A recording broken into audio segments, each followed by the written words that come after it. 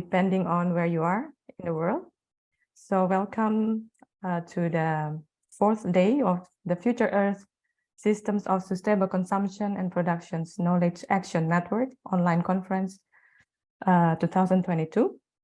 And today our 2 sessions will discuss in details about the latest research or maybe methodologies on how we can promote unpackaged shopping, and also how we can, as societies of the world, can move towards zero waste. So as the name of the organizer here, Sustainable Consumptions, Productions, Knowledge Action Network, we are a network of researchers and practitioners. And today it's reflected so well during the events, as you may see. Here as host, myself, Kartika Anggraini, I'm working with SSCP. It's an international nonprofit think and do tank based in Wuppertal, Germany. I'm a practitioner in this case, and my colleague Charles Chiung is academics, researchers, lecturers at Academia Sinica, Taiwan. And for the interest of time, maybe we can just move to the next slide. Let me see. So yeah, today, as you can see on the screen, I hope all of you can see. You're not sharing your screen, Kartika. Okay, you can't see, but No. Anyone? Yeah, no the screen is visible, I believe, ma'am. We can see. You can see it. We can see it here. Okay, sorry. Okay. Go ahead. No problem. So all is fine. As I mentioned earlier, today we have 2 workshops, 2 sessions, where every sessions we have many inspiring speakers. The first one, the session number 6, it's on unpackaging, the unpackaged shopping, opportunities and challenges facing consumers and retailers. This session will be chaired by Ms. Chiung-Ting Chang from Institute of Public Affairs Management, National Sun Yat-sen University, Taiwan. And we will have about 1.5 hours of presentations and discussions. And we plan to have 5 to 10 minutes breaks, as you can see on the screen, before we move towards the next session, which is about transitioning towards zero waste, promoting the use of returnable food boxes. And these sessions will be a parallel sessions with many different speakers. And this session is organized by Dr. Elisabeth Süßbauer from TU Berlin, Technical University Berlin, Center for Technology and Society, together with Dr. Henning Wilts from Wuppertal Institute Climate, Environment, Energy. I think in the framework of a project called Systemic Solutions Towards Packaging Prevention. So before we move, a little bit of housekeeping. Just for information, this event is recorded. So in case you prefer not to be recorded, I mean your face, then you can just keep your video or camera off. And please turn off your video or camera and microphone when not speaking. I think at some point we will have the chance to turn on to show our face and to raise questions. So just raise your hand before speaking during Q&A. So the chairs, the session chairs can manage who will go first and so on. And for today's sessions, we have a dedicated Slack channel for you in case you're interested to continue discussing ideas, sharing your experience with speakers, but also with other researchers and practitioners in the network. Feel free. I think at some point we can share the link in the chat box. And then beyond the events, we have also a Slack channel where basically everyone can join, share your ideas for projects, for maybe papers. Then there you can meet many different interesting persons from around the world. So without further ado, I think I will give the floor to my colleague, Chung, to start the session. Thank you so much. Okay, thank you, Kartika, and thank you all for participating. This session well, probably will be a little bit different from what you attended in the past few days. First of all, you are going to watch a video, which is a debut today for this conference. And it's filmed by Yingyu, who is just sitting next to me. And then I will bore you with a little bit academic presentation, follow Yingyu's video clip. And then there will be 2 retailer manager owners. Here is Chloe. Hello. And then Rio and Roger. Well, they are, well, Chloe and Rio, they started an environmentally friendly shop in 2017. Yeah, and the same year, Roger also started a cafe, which is quite a well, let's say it's quite commonly seen cafe, though it's combined with a traditional medicine shop. Yes, as well, follow up by their previous generation. So, well, shall we start with the video viewing first? For those of you who haven't been in Taiwan, some of these content probably will be a little bit exotic flavor for you. And hopefully it's not too disturbing, because there was a time that when meat was really a treat. So you will see some of these food. It's the wisdom of the ancestor that when they try to make use of every part of the animal. So, well, shall we start with the video? Yingyu? All right. Morning, good afternoon, and good evening. My name is Yingyu Huang. Why I made this video is to show you example about unpackaging shopping in Taiwan. Now let's watch the video.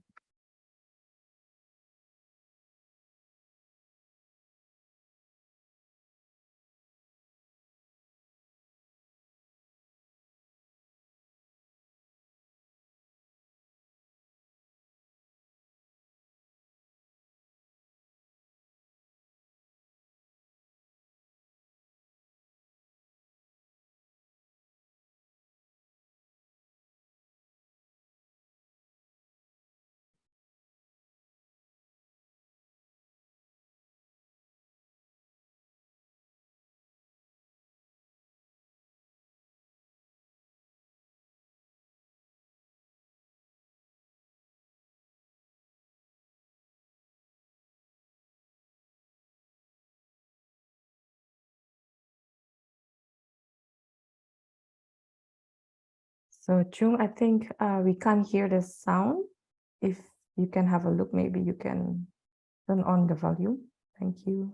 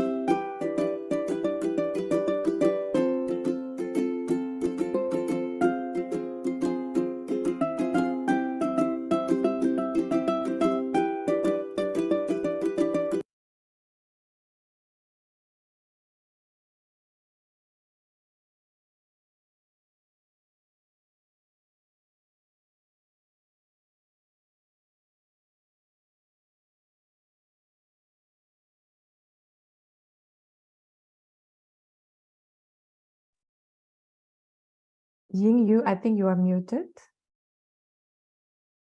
And we can't see your screen. If you Okay. could please turn it Uh, on, that would be great. Thanks. Sure.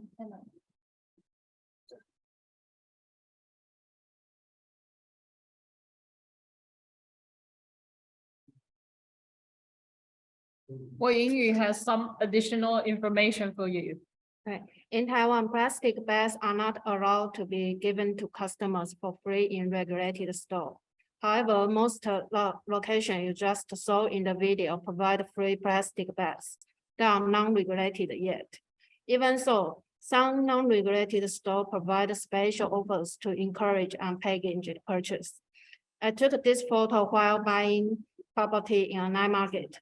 The billboard informs consumers of a discount of 5 new Taiwan dollars for using their own containers. Well, this one is rather extreme. I took this photo while traveling Taiwan. This shop informs its consumers that no disposable package will be provided. So for takeout, you must bring your own container or bags. And another 2 photos were taken in a restaurant where I bought desserts. When you order desserts, the shop owner will tell you to bring your own container for the pickup. Okay. Okay, well, thank you, Yingyu. I hope you enjoyed June, I think the we short can't film. see you. And later on, next, I will be presenting some of the findings, our preliminary findings. June, I'm about sorry. Our focus group interviews with experienced consumers who practice package-free shopping. And here, okay. Could you see the presentation clearly? Yes, now we can also see your face. Thank you. That would be nice. Yeah. Okay. All right. Basically, the following is about consumers' perspectives only. And later on, Chloe and Roger, Rio as well, will be presenting perspectives from retailers. So here is only the result Yingyu and I have from early on mentioned that focus group result.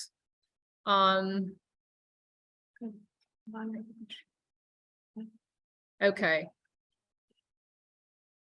There's a story written by Calvino about this invisible cities among all these cities. So, well, there are 2 of them probably quite interesting.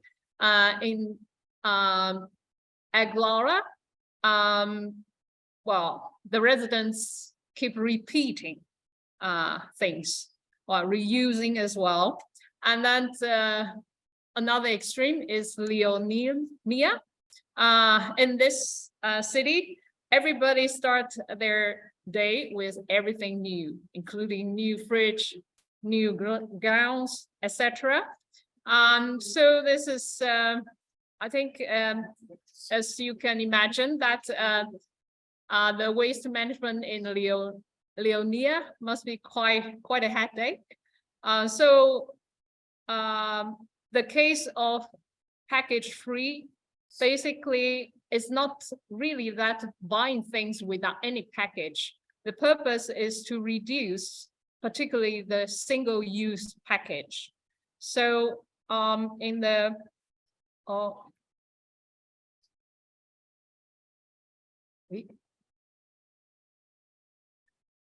first of all, let's review from the existing research that there have been some of these critiques about, for instance, commonly applied 3 Rs. And among the 3 Rs, this recycling is very popularly applied. Nevertheless, there's rebound effect with respect to recycling, as well as this secondary pollution, as well as the extra energy to be placed in this recycling process. And there has been some of these advantages discussed to the environment, society, and health regarding package-free. For instance, environmental perspective that, well, if you buy things directly from producer, certainly could reduce the distance, or basically have likely to have a shorter supply chain that will lead to waste as well as energy reduction. And secondly, about this social, the impact on the society or the social sustainability is also related to this shorter supply chain. That when you have a supply chain which be quickly reach your consumer, then whatever could be shared in between will be less. So it's likely to have a higher share of revenue for producers. And the last one, regarding the health impact is basically the, well, early on you see in the video clip that we have quite a lot of these fried as well as hot soup food and a little bit greasy as well. And those food, when it is in contact with a plastic package, it's quite a few cases could release harmful materials, which it would be harmful, but no good to health.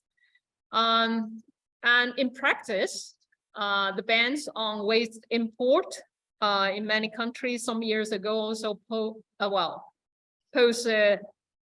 quite a challenge for waste management in many countries. Okay. Well, and well, there will be a lot related to supply side. While we pick up the consumers as first to start the research. First of all, when we try to look for policies that promoting sustainable consumption and production, we see quite a lot of resources invested in sustainable production. Well, not quite that much regarding consumption. And secondly is related to this recycling. Recycling is a practice that when consumers go buy things and they try to reduce the possibility of bringing waste home. Okay, so package is apparently one of the possible items. Okay, and then this quite in all these management studies, we can see that consumers could be the agent to motivate changes, even for to push the producers to think about some change. Okay, and then there's also a movement regarding consumer autonomy, right?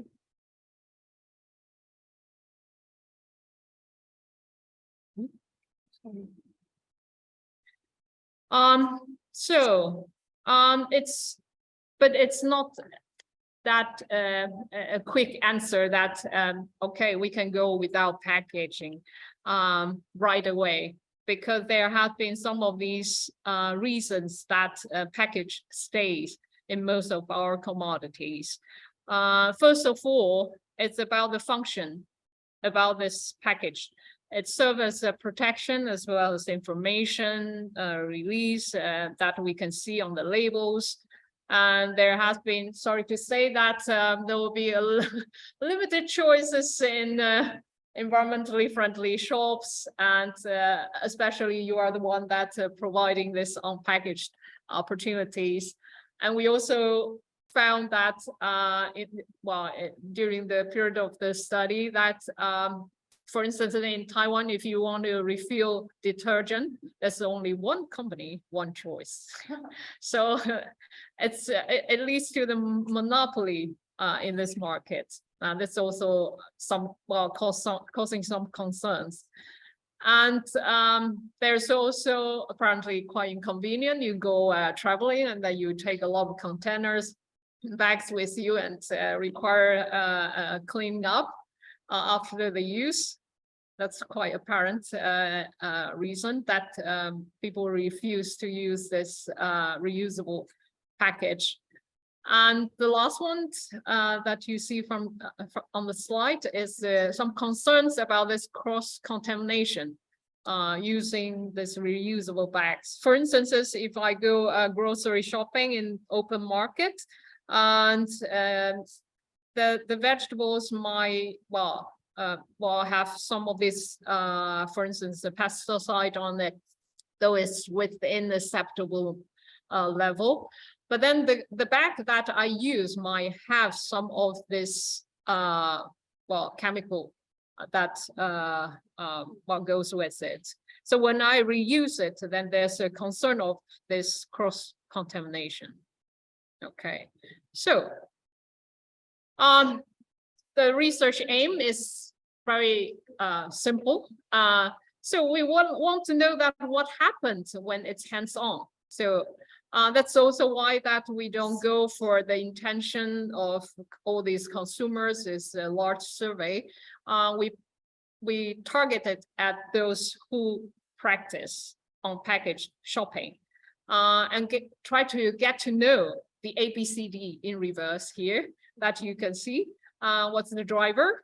What makes them do so is to start, and what make them stay, the contributing factors of their unpackaged shopping behavior, and also barriers, what makes them not possible to do it, and what they recommend to expand this practice. We use two methods. Here, I don't want to bore you with all these techie terms. So two methods. First is the participant observation. Yingyu and I keep diaries and then try different methods when we fail, and then try to see what we can learn. Here you can see that we found that this impulse buying really killing things, and then also we after a few trial we try to find the sets of bags and containers that fit for different trips to the shops, to different shops. And there's also proactive communication with the shopkeepers or the storekeepers. That would certainly help. And we also have to be quite flexible in what we want to do or want to consume. And then we go for others' advice and experience. So we try to recruit experienced consumers who practice on-package shopping. And we have 4 sessions located in different regions of Taiwan. The participants age from the 20 to 30 cohort to 60 to 70 cohort. Here you can see the questions try to address the ABCD in the previous page. And we're done with content analysis. Now we try to see whether we can go further with the coding, the result of the coding. Okay, here's what we found so far. As a driver, how they start with this unpackaged shopping.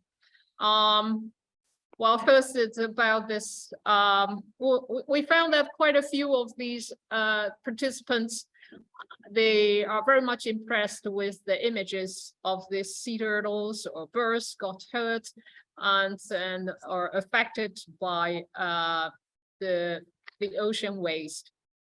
And secondly is even other environmental topics such as air pollution, which is quite severe here in Taiwan, and might also lead to their concern on the environment and affect their attitude about whether they go package free or not. And secondly, we found quite influential is that a large proportion, majority of them start with plastic free. they want to get rid of the plastics in their daily lives, and they start yeah, that's why they stumble into this package free. And well, from the plastics, then they think about, okay, there's also this PE within paper box, so let's try to phase it out as well. So that's also concerns that extended to non-plastic package. And so one of our customers just love to do it. The interviewees just love to do it. So we also have yeah, this type of quite minority, but yeah, this related to the attitudes. And a few of our especially senior participants, they started their package free since their childhood. It's part of their life experience.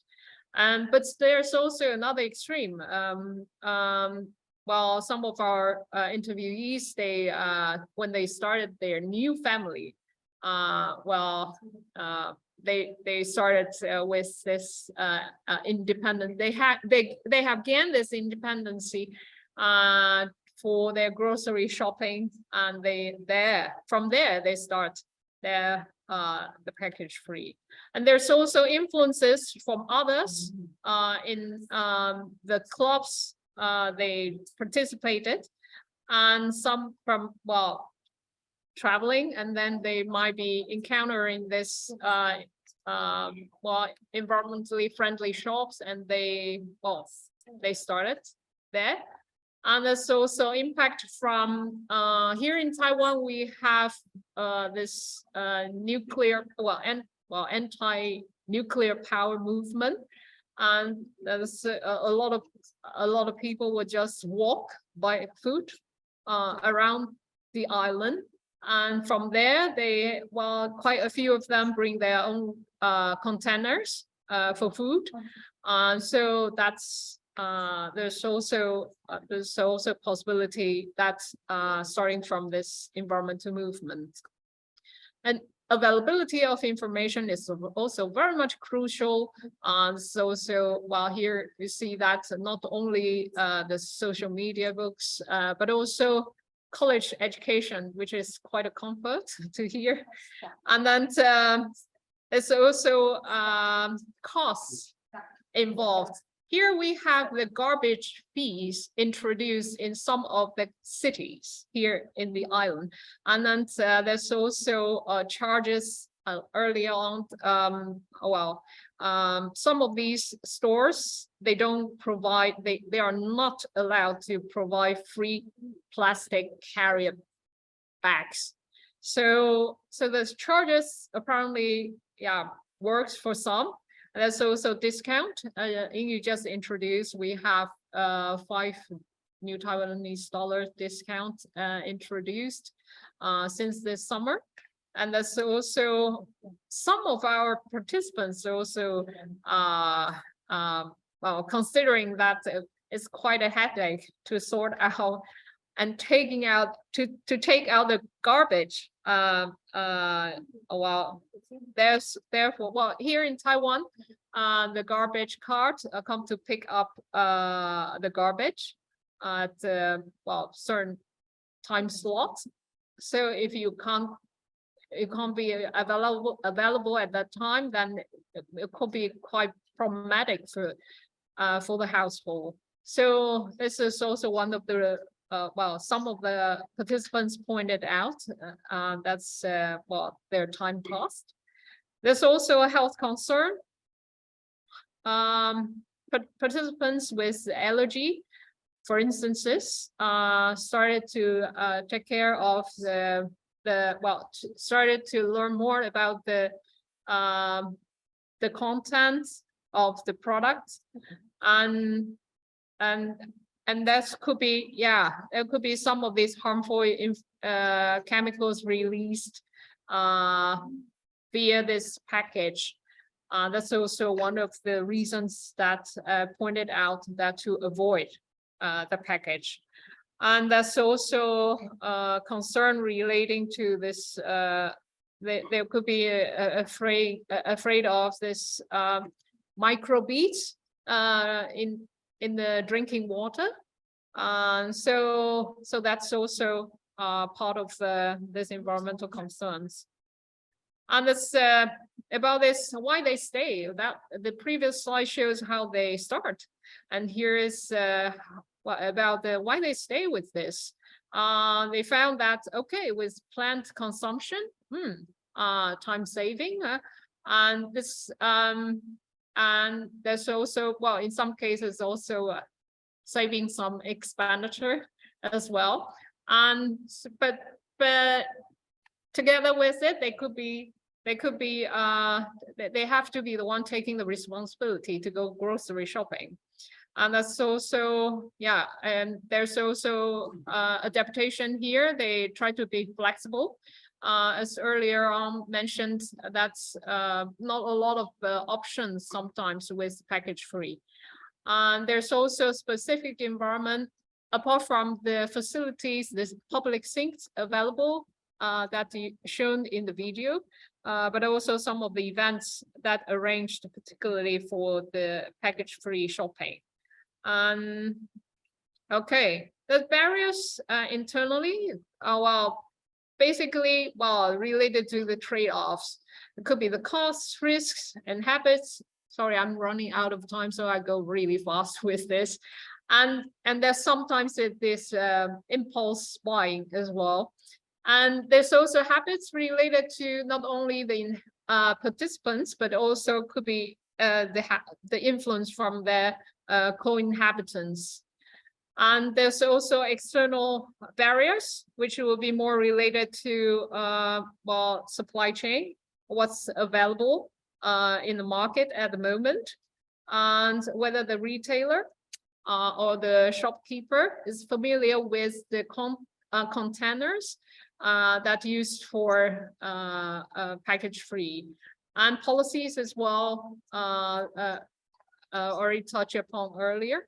We have also gift exchange culture, which is quite, yeah, also a little bit challenging to do without the package. There's also, well, here, there's also summary about this advices. Experience sharing, more experience sharing, where to buy, how to buy. And there's also this public investment, and government has very strong power. I hope they know it. Once they ban it or ask her for more, well, introduce the charge, then could be quite influential. And there's also promotion or this education, but participants are having hope with the young, not their peers. And here I want to show you this these examples of a participant who used a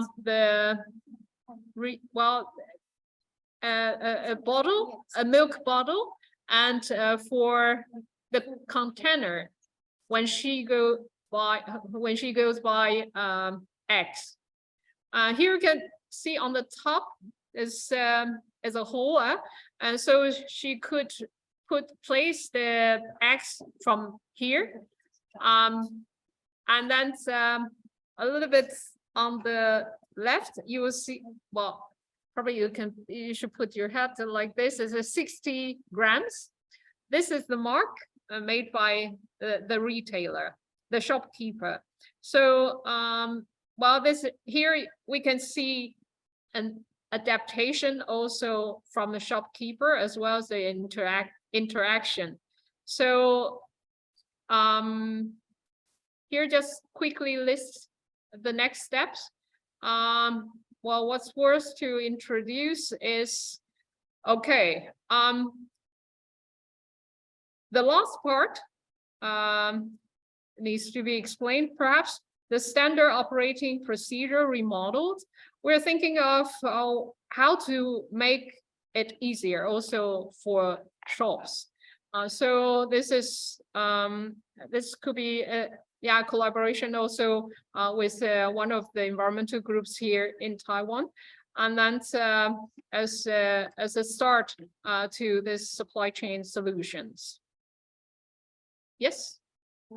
Okay. Now, now we go on with Chloe.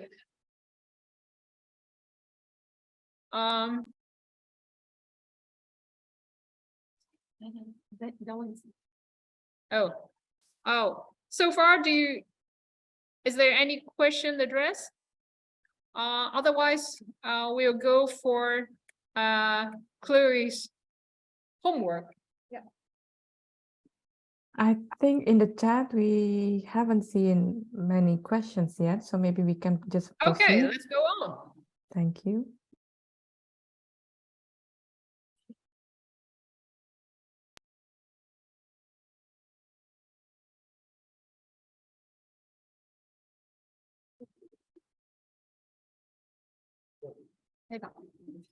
Hello. Is anyone hearing me okay?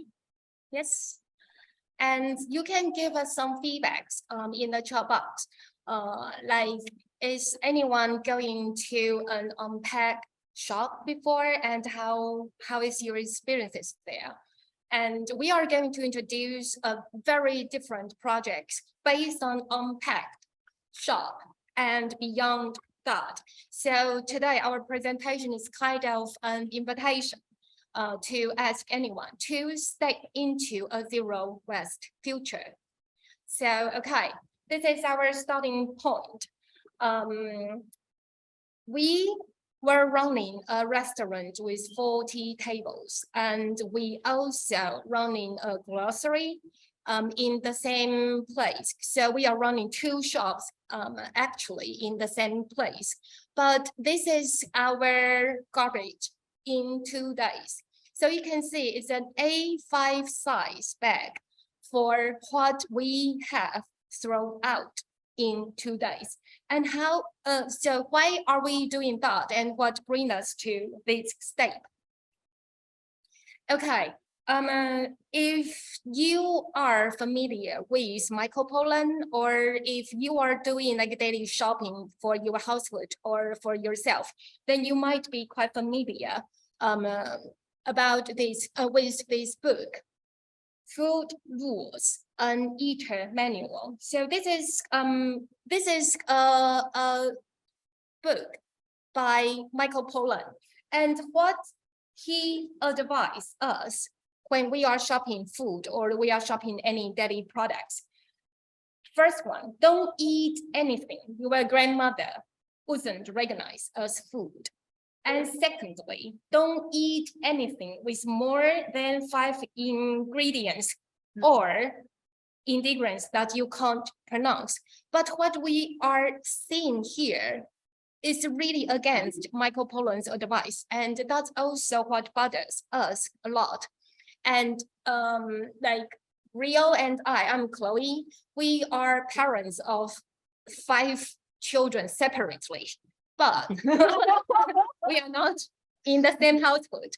But those are really bothering in our daily life. What kind of food we can buy for our children or our family? And if we are buying anything that is really against Michael Pollan's advice, then what kind of human beings we are going to be fed after those eating habits? This is the internal part. How about the outside packing? What really bothers us as well. So apart from the ingredients, the packing is also a problem. We shop for food or drinks, but we buy packing and food additives. So those are not what we are eager for or what we want to do as a consumer or as a parent. So we are thinking, how could we be a more responsible consumers and parents when we handle the baton to our next generation in this relay race? How can we handle this planet, a better planet, to our next generation? So that's really the beginning point. 2 things are really bothering, packing and those ingredients. And our solution is to run a shop or 2 shops at the same time. So we will show you what we have established in from the very beginning and what we have achieved in 3 years on this on-site shop. So let's move on. This is the original condition of our projects. Is an abandoned factory, a tin sheet house, a sheeted house. So you could see it's really nothing to do as a restaurant or as a shop, but we really start to think about what kind of design and what kind of furnishing, what kind of atmosphere as a space that we can bring to our consumer or our supporters. So yeah, this is what we really set down there, and we talk about and we discuss about what kind of things we are going to do in this factory. Okay, so you can see it too, you can see a lot of people involved in these projects to make this happen, and it really took us 40 months to make this tin sheeted house to a beautiful restaurant and selected shop. So this is how it looks in the final stage. Every step of designing the space, observing the place and living with it lead us to this organic homework. We call the shop homework. And you will see more details in this slide. We handle the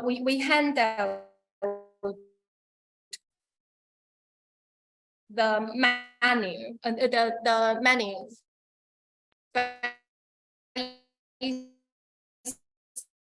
on eatery. We also allow the atmosphere and consumer coming into our place without any thought of zero waste shop. So we would like to invite everyone who walk in without any idea, but they will feel something when they leave our restaurants or when they leave our grocery. So what how we can do to make this experience excellent based on 3 dimensions. On the left-hand side, we put very clear criteria for our zero waste grocery. And we, in the middle side of the slide, we care a lot and we make a lot of effort when we are doing this interior. And on the right-hand side, you can see we think really clearly about how food is going to be used and how food is going to be presented and how food is going to be used in their final stage. Could be composing, could be meal, could do any other use.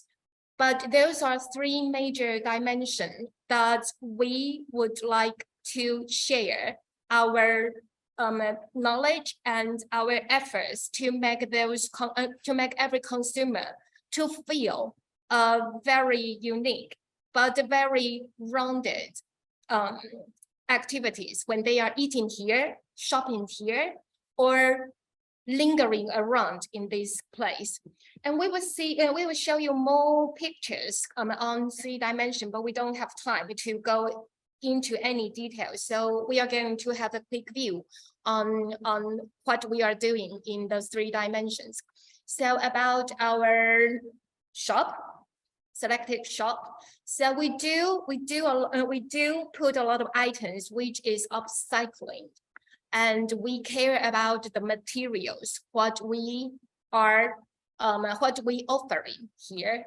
And we also try to do as much as possible to get rid of the package. So you could see we provide unpackaged products, including cleaning supplies, cooking herbs and spices, we try to make the shopping for daily life less West, but more choices.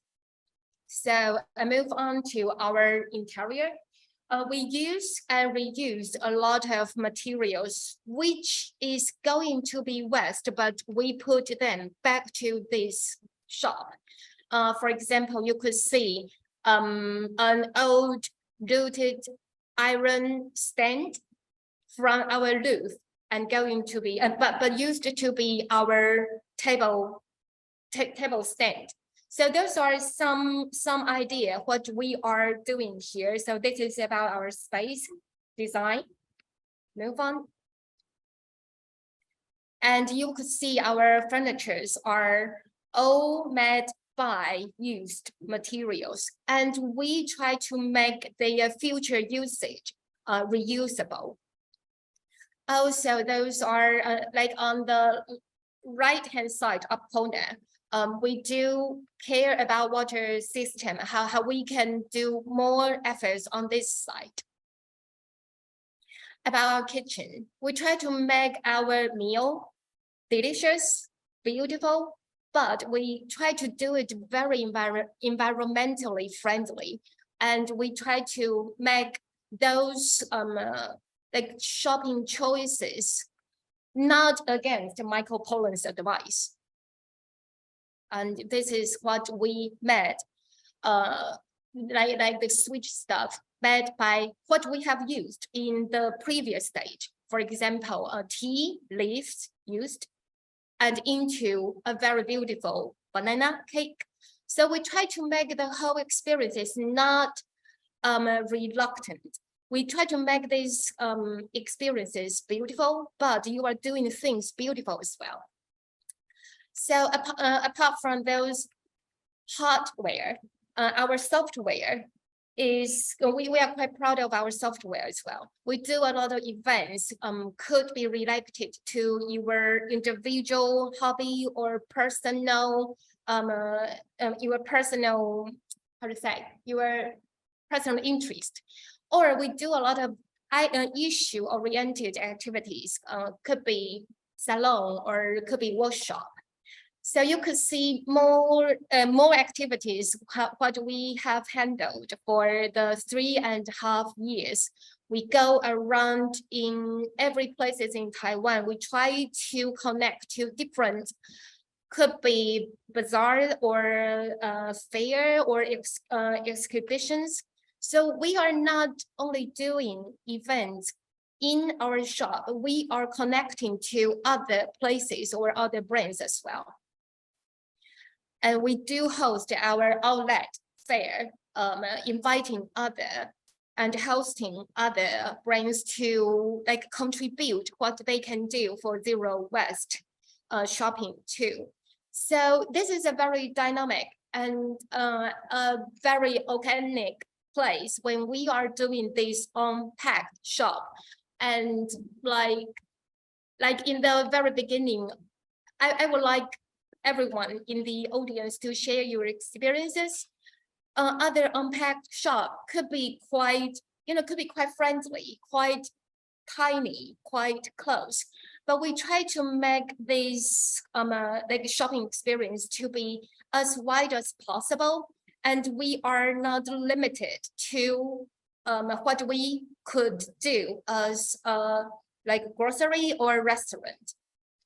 So let's move on to like tiny summaries here. What we have done here, 3 concert live show and to design a world, 1 drama scenes, 15+ events, 15+ bazaar, 30+ yoga classes. And apart from that, what we have reduced and what we have contributed to the planet, we have reduced those waste in only 1 single year. And we look forward to contributing to more efforts in the following year. And I would like to quote from a judge in Good Design Award. This is a beautiful summary of our project's homework, but I would like to highlight what I have already highlighted. Unlike design that merely mimic the vintage look of an abandoned building, the power of this place lies in its composition of items with real memories attached to it.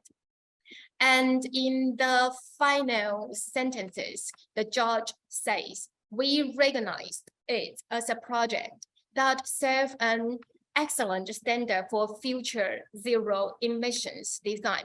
So we are not only doing buying or selling stuff, we are trying to set up a standard that's how an unpacked shop can do. If you care about the interior, if you care about the kitchen, if you care about your shop itself. So this is what we have earned. So this is why we earned this award, and we are quite proud of it as well. Okay, so this is what we have done before, and what we are doing now is also like a platform as Chiung-Ting just, are you Chiung-Ting? Yeah. Yes. Chiung-Ting just introduced as this kind of environmental friendly consumers and shops owners, we really rely on a platform for information sharing or for how to buy and what to buy, just as she said before. And we are doing that as long as we are doing more trials to satisfy more consumers' need. For example, in Taiwan, people are quite keen about buying like a cake bag for Moon Festival. So we really dig into the demand and we try to make it possible without any waste. If you are buying something for this Moon Festival, then you are not buying packing or buying some food additive. You are just buying a beautiful cake, sharing with your family. So that's what we are trying and what we are doing now. And we try to link, we try to reach out to more other like people in different industry or in different like areas. For example, scholars or other brands owner, or could be government or different industry. We try to make this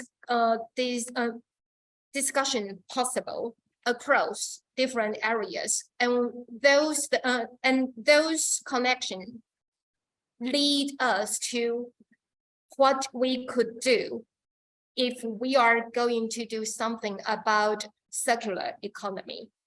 So this is the key point.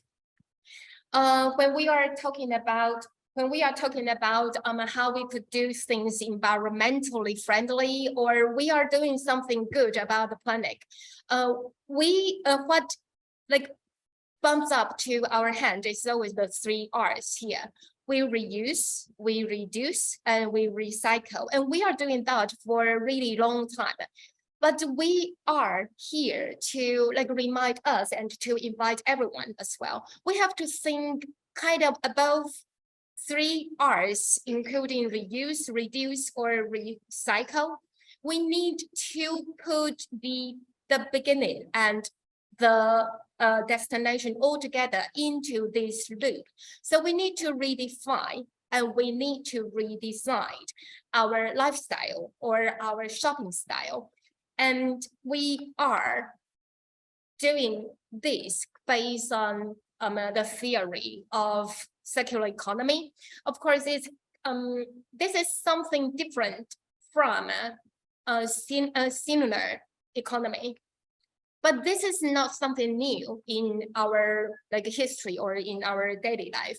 What we could do is to make 3 strategies in circular economy more valuable and more workable for different industry when we are trying to cooperate in circular economy. And the three strategy are system partnership, high value utilization, and products as a service.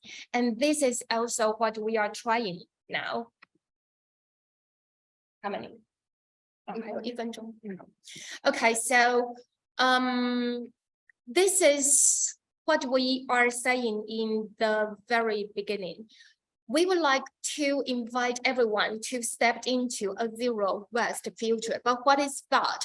If we have already achieved in an unpackaged shop, but what we are not satisfying the consumer. So maybe the answer could be, diverse to everyone. But I think convenience could be something in common. We would like to shop in a real shop, but we find that quite limited.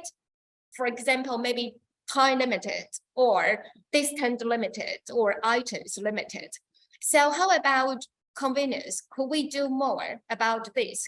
Okay, so we move on to the online shopping discussion. Okay, it's more convenient, but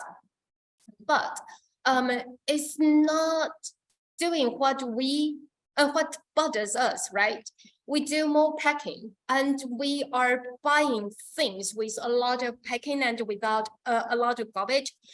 This is not what we are trying to do. So some projects could satisfy the demand of less waste and also the need to be more convenient. And this is what we are doing. We have already set up a model that we could serve for less waste and more convenience. And this is not like common shop that you could imagine in your past experience. And if you are curious about this model, please feel free to contact us, and we make something unrevealed because we would like to share this information to those who are really curious and those who really want to contribute to the possible future all together with us. And our final slide. You never change things by fighting the existing reality. To change something, build a new model that make the existing model obsolete. That is important. So we are not changing, unpacking, or more convenience by fighting the existing reality. We are creating something new. We are creating some possible model that would make the existing model old school. So thank you very much for your attention. And if you have any question, please feel free to contact us, or we can do more discussion in other scenarios as well. We do have one. Whether you get involved or collaborate with others while working on the project. Yeah, I think there's a question. I think from Adukna. Adukna, if you are still with us, maybe you can turn on your camera and you can just discuss directly with the speakers. Yes, thanks. Yes, Kartika, thank you for having me. And it is very impressive project that they have presented us. And I have also an agribusiness engaged in climate smart seed production and its supply system. It is a labeled solution by one of the foundations based in Switzerland. My solution is among 1,000 plus solutions labeled by this foundation, and getting labeled by the foundation enables you to attract funding and other investors too. So That's my suggestion that I have provided. Yes, yes. This is a very nice and friendly feedback from our Adinya. no? Okay, yeah, and we do need the cooperation from other professions, and especially we really look forward to have more discussion about circular economy and the future of unpacked shop with interested scholar or policy maker. Like we have a discussion right before the presentation. Like we are saying that a wonderful shop doesn't make the system better. And if you put 100 good shop all together, you couldn't make a perfect policy. So we need to do something that's really above from that, and that need quite a few professions in different areas to join us. So yeah, thank you very much to bring that up. And yeah, I think we could recognize Yeah, that.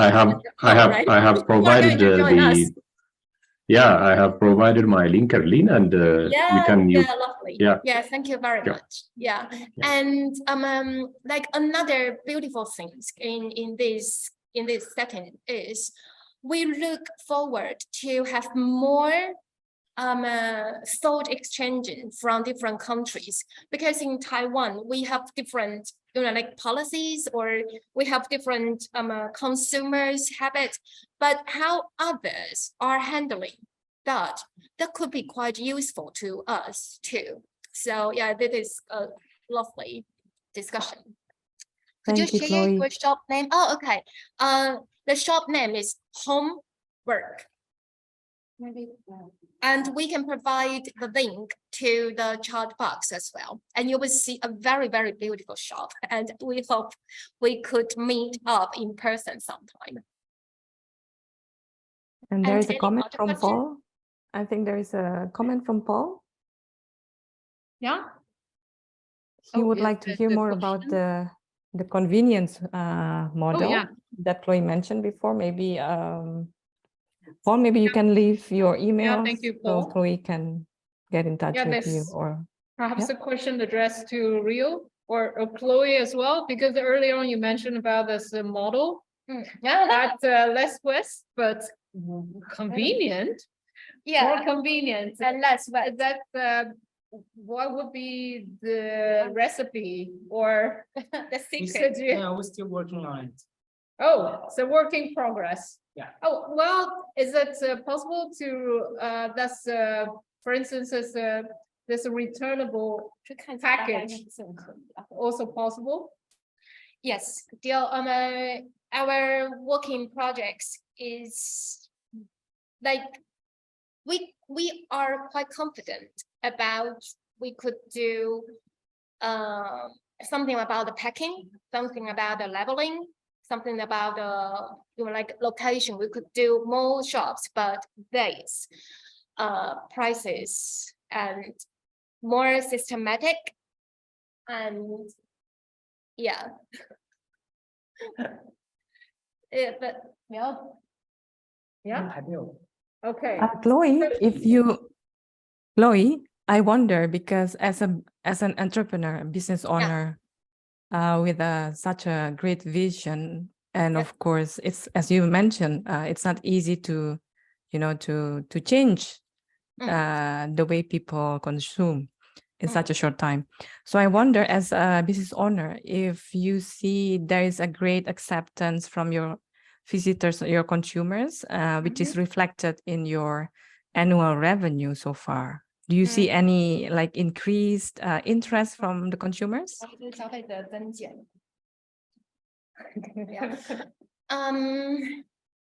to say? We are seeing that more and more people carrying this kind of awareness of environmental friendly shopping style. But we have to admit that it's not easy if you want to shop happily or you want to shop satisfiedly. So the growth of the awareness, maybe not like echo to how we could provide. And that is what we are working on. And we would like to handle the problems of like an unpacked shop could be quite distant from your household. So we would like to move our part of our shop into your corner, your society, your community, and also handling the problems about packing and items limited. Yeah. Great, So thank you. Hope that That's really nice. answer you. Yeah, thank you. Yeah. Just Is there any to- questions? Maybe yes, June. Just to add something on that, homework was the first one in Taiwan, and after that we have around 30s, but on and off. So I think some see the opportunities of gaining some profit, or yeah. So I think homework does generate some impact in this industry. I would like to have a quick feedback to Paul. What impacts did COVID still having on unpacked products? Yeah, that's quite serious damages, I would say, because people are more reluctant to do face-to-face interaction, including shopping. So that's also what we are saying. How we are mentioning online shopping in this stage, because that is also a result of COVID impact.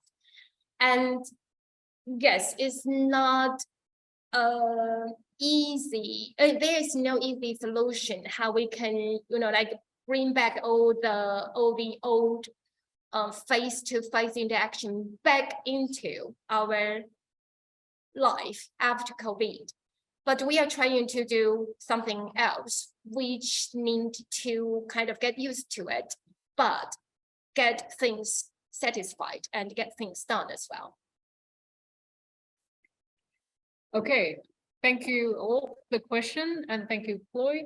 And let's move on to Rogers. And this is pre-recorded.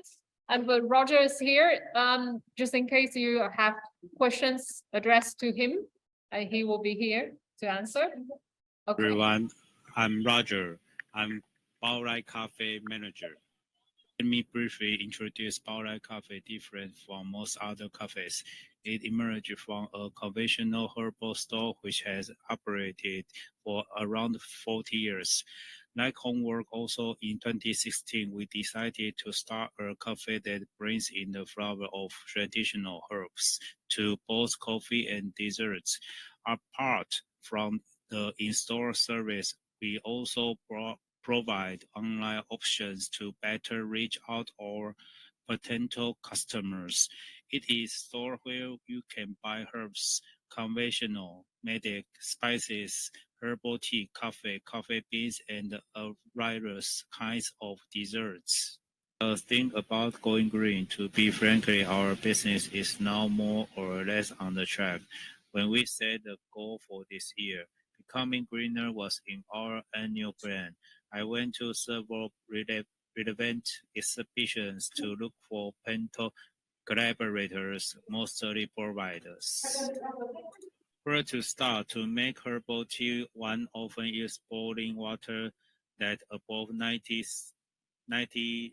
degrees Celsius.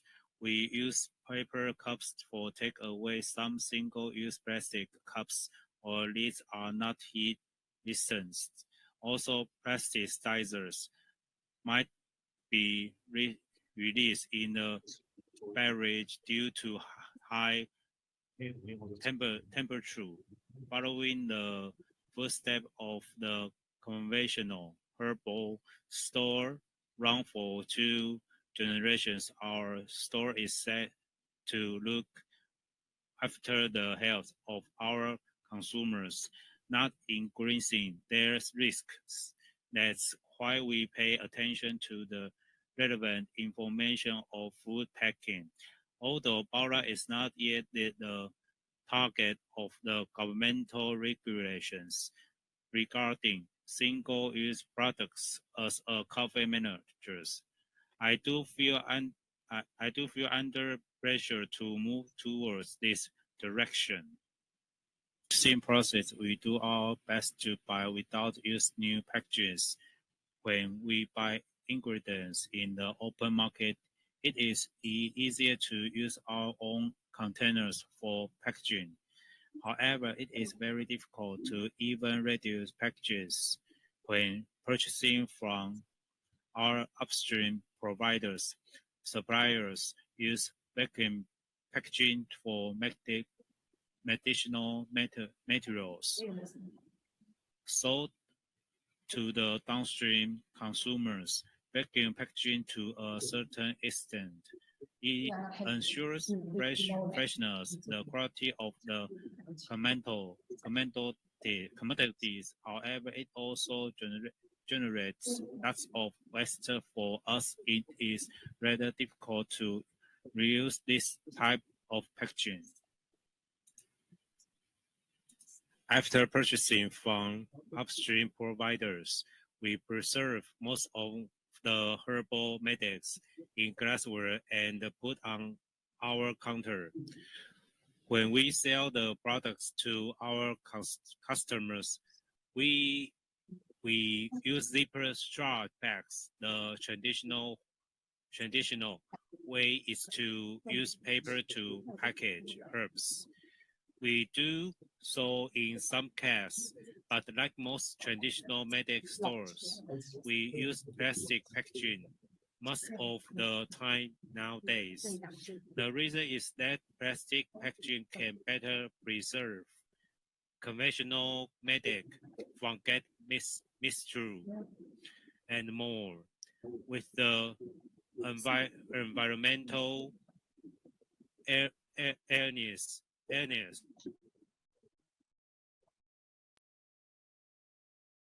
on the rise, we decide to use EU standard packaging, which is often considered high standards. We welcome and encourage consumers to bring their own containers for their purchase. Consumers use reusable containers to buy coffee and dessert.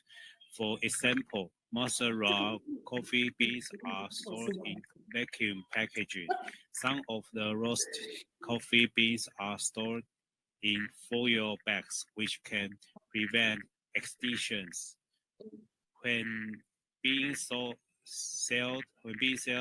properly, some of them are stored in coffee canisters. Consumers can bring their coffee canisters to weigh and buy them.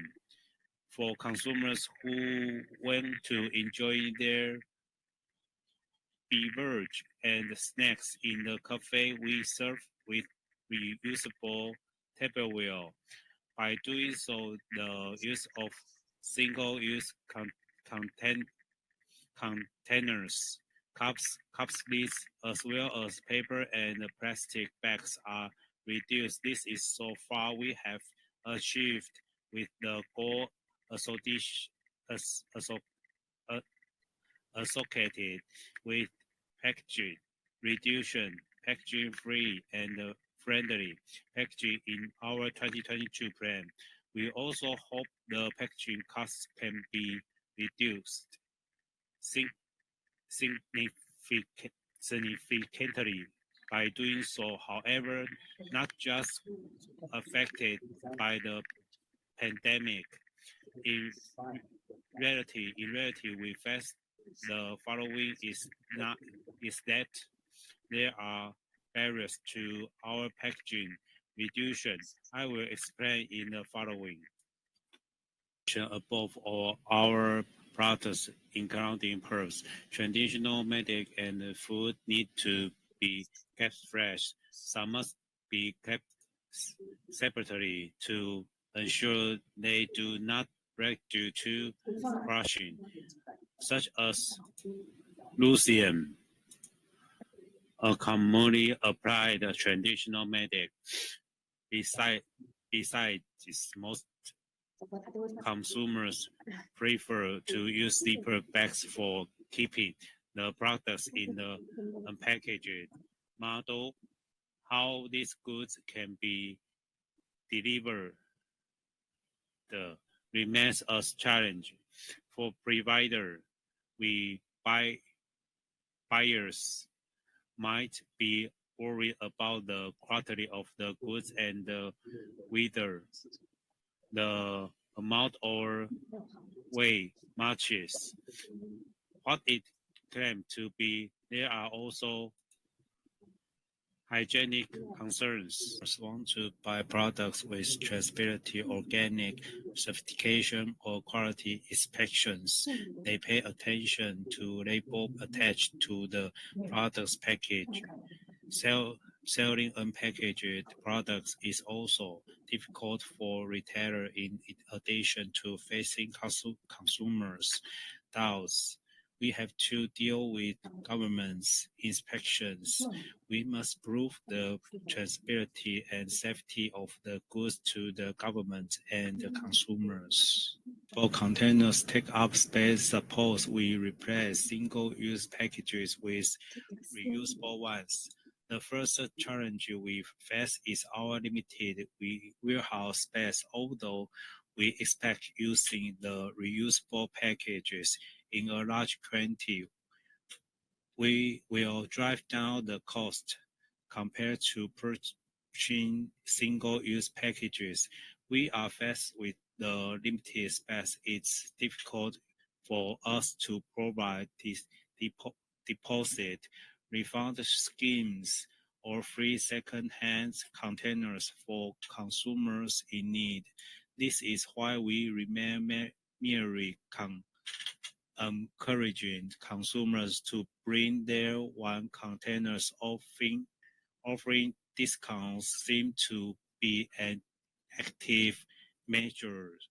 It is, for example, a courtesy and customs during traditional New Year. Beautiful gift box packaging and well-known brands and givers often used to show how much they value the recipients. Therefore, it's difficult to remove packaging in the gift market. In our case, customers who order gift boxes often have particular requirements for packaging, for example, to bring out givers' names and blessing on the gift packaging. I feel that here the market is not yet ready to apply packaging in gift giving. We are also worried that the launch of gift boxes in an packaged model will not be accepted by our consumers. Consumers might not carry containers all the time. Even if they do, the container might not be suitable for the packaging, the product they intend to purchase. For example, glass containers conduct heat quickly. They are heavy and fragile. You know, accidents happen sometimes. As mentioned above, we offer discounts to encourage consumers to bring their containers. Consumers who order online can request us to reduce packaging or bring their containers. When picking up the goods, they just have to leave the message in the remarks column when paying the order. When customers buy without packaging, we provide a small card with handwrite, purchase date, expiration date, and other relevant products information, but it results in longer check time. So we are currently considering to develop a system or app to speed up the process. However, all this may require a considerable amount of investment for a store like this. In practice, the unpackaged model has certain risks. A store needs to value the shorter preservation time, freshness, and other costs. Therefore, the goal of unpackaging may conflict with the goal of profit maximization. For a retailer, uppackaging could be implemented in a gradual process. In my opinion, consumers and the stores can first do their best to choose recyclable materials or reusable materials as packaging materials or consumable. Next can be to gradually replace recyclable materials with decomposable packaging and promote it with the unpackaged model. In the long run, we can also observe more consumption habits, and hopefully there will be design of more user-friendly containers. Governments, health and food safety policies and the need to be adjusted in time to reduce barriers or even to promote unpackaged shopping.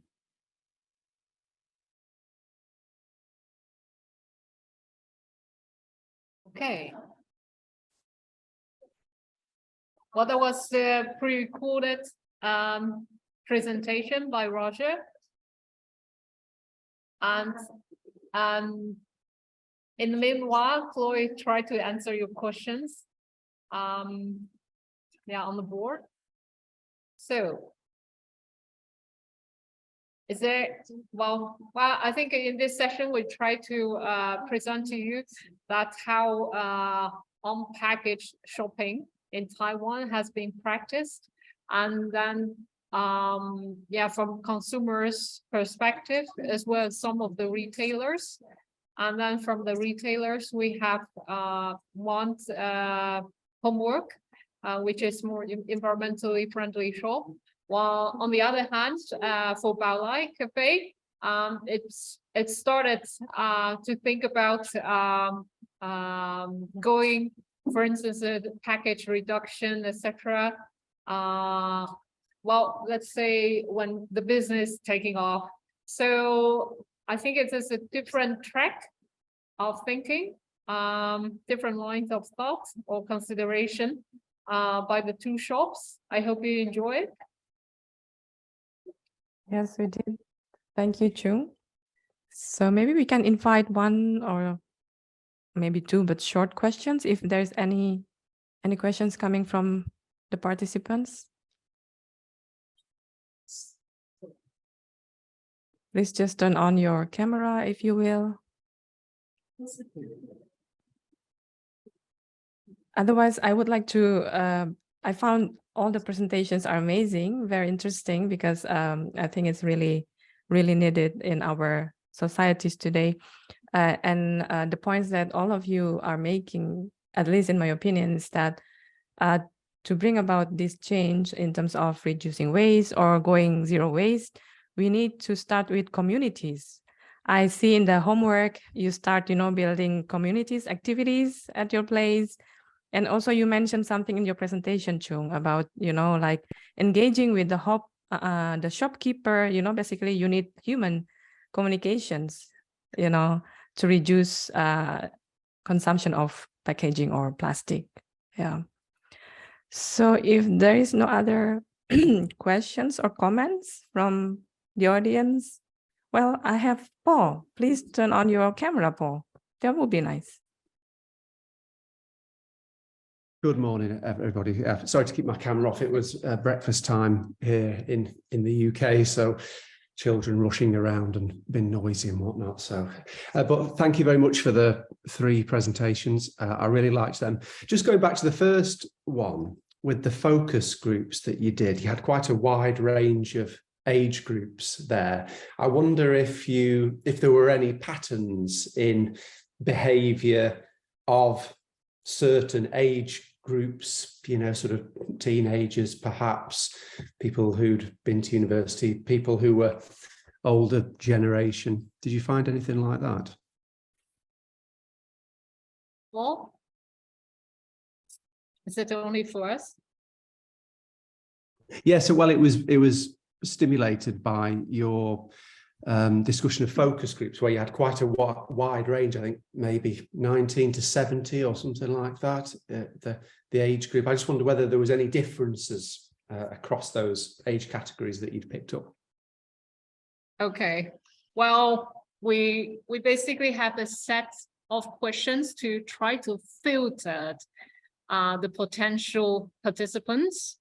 And in the end, well, based on the questions, well, based on their answers about how they, well, whether they did their grocery shopping unpackaged, and whether they are in charge of the household grocery shopping, etc. And then we are left with the participants of the 19. And we didn't choose particular age cohort. And Paul, you mentioned about whether we found any patterns of the age groups. Am I correct? And well, in that case, we found that in the senior group, it seems that this unpackaged is part of their part of their childhood experience. So for them, it seems so natural to continue or retake this, and there's also well, we have most of our participants female, and we also found that well, for those who are in their middle age and with the responsibility as a housewife, disregard whether they have a full-time job or not, they are also very seem to be quite strong in communicating or even negotiating with the shopkeepers they encounter. So, and what's a little bit difficult to see is the younger age group. We are not sure about whether it's because they are not in charge of the grocery shopping, in fact, in their household. This is quite common in Taiwan, that even for college students, even for 英语, well, the main responsibility lies with her parents, so to speak. So this could be even if the younger age group, they have a very strong environmental conscious, but in practice they are not that so to speak, it's independent in shopping. This could be the possible reason that lead to the younger group. Basically, they are not performing that much of this unpackaged shopping. But thank you. For the focus group, we didn't take so many of their demographic data. That's a pity. That's so far that's what I could answer without possibility of further research on that. Thank you. Thank you, June. Okay. Yeah. So actually, I hate to break the discussions, which is super interesting. Actually, now we have a bit of time, 5 minutes break, if everyone doesn't mind a break, maybe for a coffee or tea. And then we are going to meet again in about 5 minutes, because we are going to see the next sessions about transitioning towards zero waste. So, okay, 4 minutes, and then we are coming back. See the super brief coffee or tea break. Yeah. For these sessions, we are going to have parallel sessions with many presentations, many interesting speakers. That's why we are keen on just getting started as soon as possible, if you don't mind. So now we are going to have discussions on transitioning towards zero waste, promoting the use of returnable food boxes. We have speakers from the TU Berlin Center for Technology and Society, Dr. Elisabeth Süßbauer, and also Dr. Henning Wilts from Wuppertal Institute Climate, Environment, and Energy. And other speakers, I hope I have the right names, Nicole Sering from Circular to More, and Peter Simon and Julia Hilder from Vital. So without further ado, I would like to give the floor to Dr. Elisabeth Süßbauer. Thank you very much for this introduction. Yes, I'm Elisabeth Süßbauer. I'm head of the junior research group PUR. It's an inter- and transdisciplinary research group on packaging waste prevention. So the full name is Recycling as a Means of Resource Efficiency, Systemic Solutions for Packaging Waste Prevention. And I want to shortly introduce my team. And there's also the website of our project in the chat, if you want to look at it closer.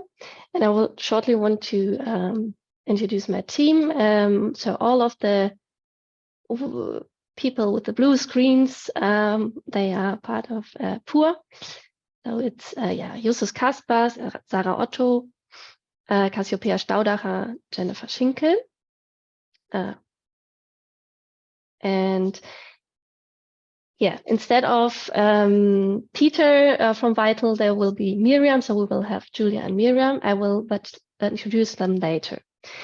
So I will start with my first input and share my screen.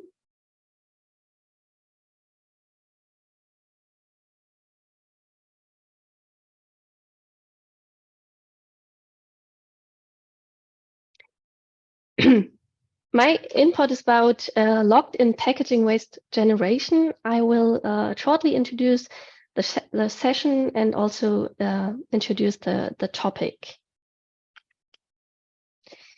In Germany, we have a lot of waste from packaging. We produce yearly, per capita 227 kilo.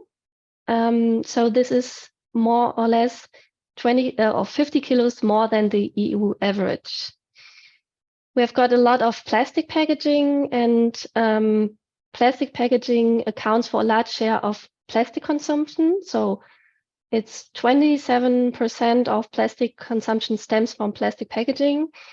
59% of plastic waste is from plastic packaging. And also a lot of greenhouse gas emissions are from plastic packaging, like 15.3 million tons of CO2 equivalents per year.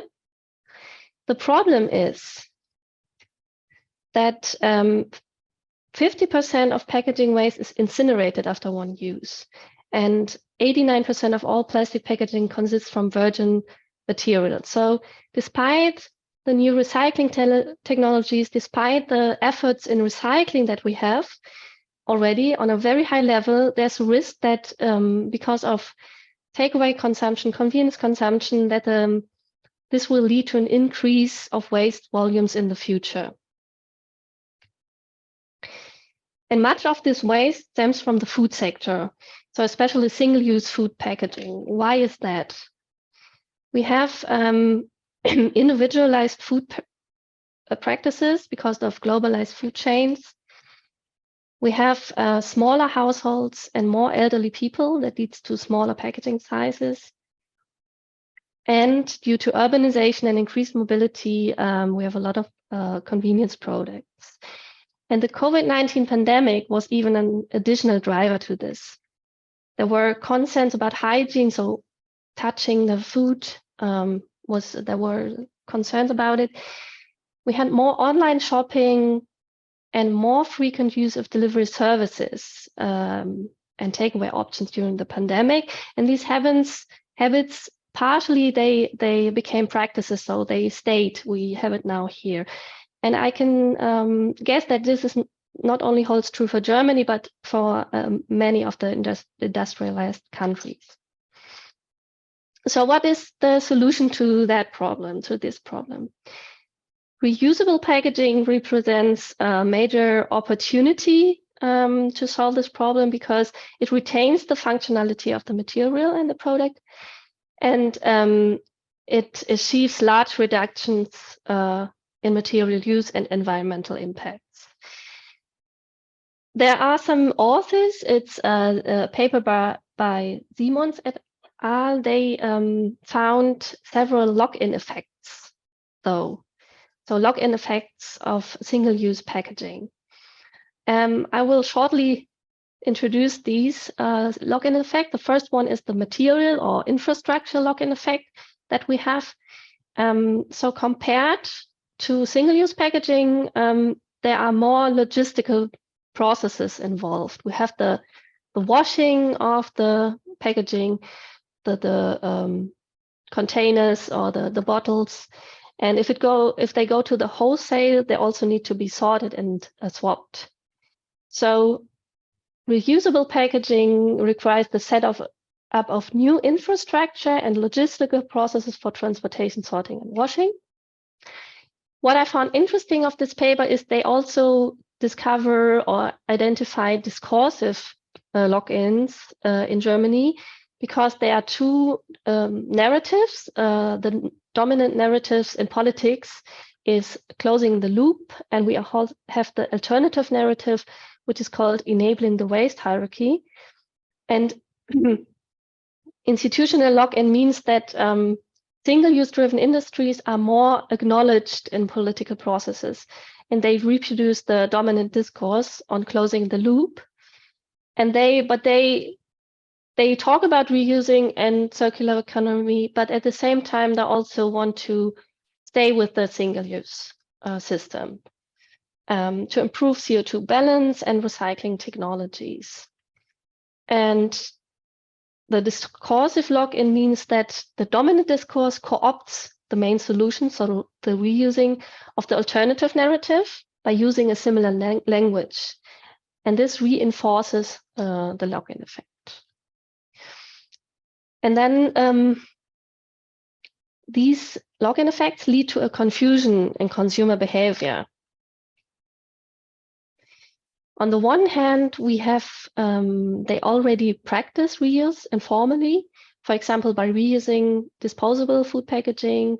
On the picture, you can see the yogurt pots or the ice cream pots in the cupboard of a kitchen. So they reuse them for other purposes. On the other hand, consumers are confused which packaging is the best, which is most environmentally friendly, and also with the different return systems. They are not clear about it. What is it really? Is it really environmental friendly? And then we also have on the third hand, thirdly, we have also the zero waste lifestyle. So the session that you had before was dealing with it, but this is only a large share of the population. So my headset is now speaking to me, so this was confusing. So only a large part of the population is really practicing this, going to the zero waste grocery store and so on. So we have a multiple locked-in situation. So this is the framing of our session. And to reflect the situation, we will have inputs from practitioners as well as from research. So reflecting this situation from their perspectives, from several perspectives. And first, we will have 2 plenary inputs. The first one is from Nicole Seiring. She's a consultant from Circulate More, and she will talk about the status quo and the challenges of reusable packaging in Germany and beyond. And the second plenary input is from Julia and Miriam from Vital. And Vital is a system for takeaway food and beverages, so a reusable packaging system. And then after this, we will have 2 parallel workshops in the breakout rooms. Workshop 1 is about political and technical framework conditions. It's with Jennifer Schinkel, Sarah Otto, and Justus Kaspers.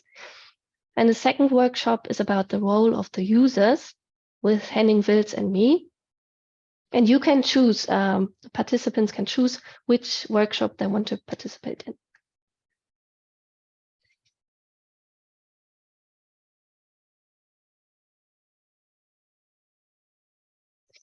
So I would like to now introduce to you Nicole Seiring. She will do the first input. She's got 15 years of experience as a consultant on circular economy and sustainable packaging for companies and also public organizations. So she's really deep insight into what are the challenges of reusable packaging implementation. Thanks. The floor is yours, Nicole. Yes, thank you, Elisabeth, for the introduction. I just share my screen again. Hold on.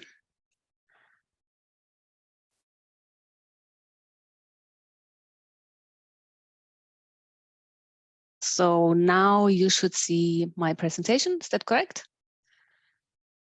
Any nods? Yes. Okay, yes, I will give a short input on reusable packaging, in particular in the to-go sector, because we have a strong development in the last months here in the to-go sector for reusable packaging, because we have a legal obligation to do this from January 2023. And I will give you some input about general developments, about the legislation background, and then I will talk about challenges and hurdles and how to overcome these challenges, in particular with cooperation as one key concept. We have a definition by law in Germany. It's defined in the German packaging law, and saying packaging is reusable if it is designed and intended to be reused several times after the first and all other uses for the same purpose. And this is important. So it's supposed to be the same purpose, the same product within this package, and whose actual return and reuse is made possible by adequate logistics. And Elisabeth said some words about this already, how important this setup of this adequate logistic is, the whole return logistic, the cleaning, the collecting, and the redistribution, and by a suitable incentive system, usually, but not necessarily being a deposit system. So you give money for the box and you get the money back, but there are all kinds of other systems for motivating the consumers to use and bring back the packaging. In Germany, we know reusable packaging for decades, in particular for the beverage sector and the dairy product sector for milk and yogurt. We have different kind of mostly bottles, but also jars, mostly made of glass, but also in the beverage sector, we have plastic bottles, which are cleaned and then used again. Now we have a strong development over the last 2 or 3 years in the to-go, in the takeaway sector for food and beverages, also hot beverages, coffee and so on. But we also, and this is very exciting, I think, have other developments in the reusable packaging sector, for example, for pre-packed food. This is a development mostly being in pilot stage at the moment, and you can find all kinds of product, food like coffee, ketchup, mustard, oil, vinegar, spreads, and so on in reusable packaging. They either use already existing packaging, for example, the yogurt jar, and fill in other products, or they develop own packaging for it, mostly being of glass or of plastic. And we also have a development in the drugs for drugstore articles, so cleaning products, soaps, shampoos, and so on, even toothpaste is provided in reusable packaging. And we have a big retail chains for at the moment who are doing pilots or already introduced this. And we are not, I'm not talking about the refill sector. That's another development, also very useful, where you have powder and so on, which you can fill in with water, but really you buy a bottle, you buy it with a deposit, and then you bring it back to the store, they clean it and use it again. We have the development in the online shipping sector, either by reusing directly, for example, cardboards, so they're checked and reused again, have a label, I'm a reused cardbox, for example, or by own development and own design, and then it's used, then it's mainly of plastic, and they are using zipper or Velcro closures, so you can make it very small after use and send it directly back. And we have a big sector in the B2B sector, not very obvious, but also used since decades, for example, for crates, for pallets, for boxes, or for specific products. You can see, for example, here salt for waste water treatment plants, which is sold in reusable bucket. So this is just giving you an overview, but I want to go into the takeaway sector. And just having one look on the obligation by law, it's coming into place 1st of January 2023. And it is that single-use plastic packaging filled with goods directly by the distributor. So we are talking about fresh foods, which are mostly eaten directly after you buy it, which should be offered not more expensive than the single-use alternative.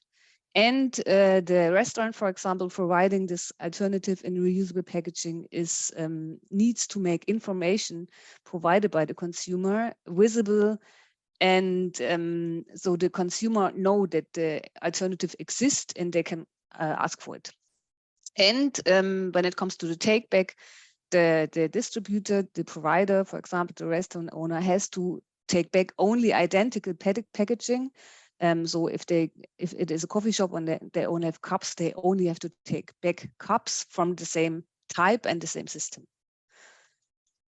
We are talking about all kind of foods, not only burger and classical takeaway food, but also like fresh salads and popcorn and other salads and things and products which are given out by the fresh counters, for example, in the supermarkets.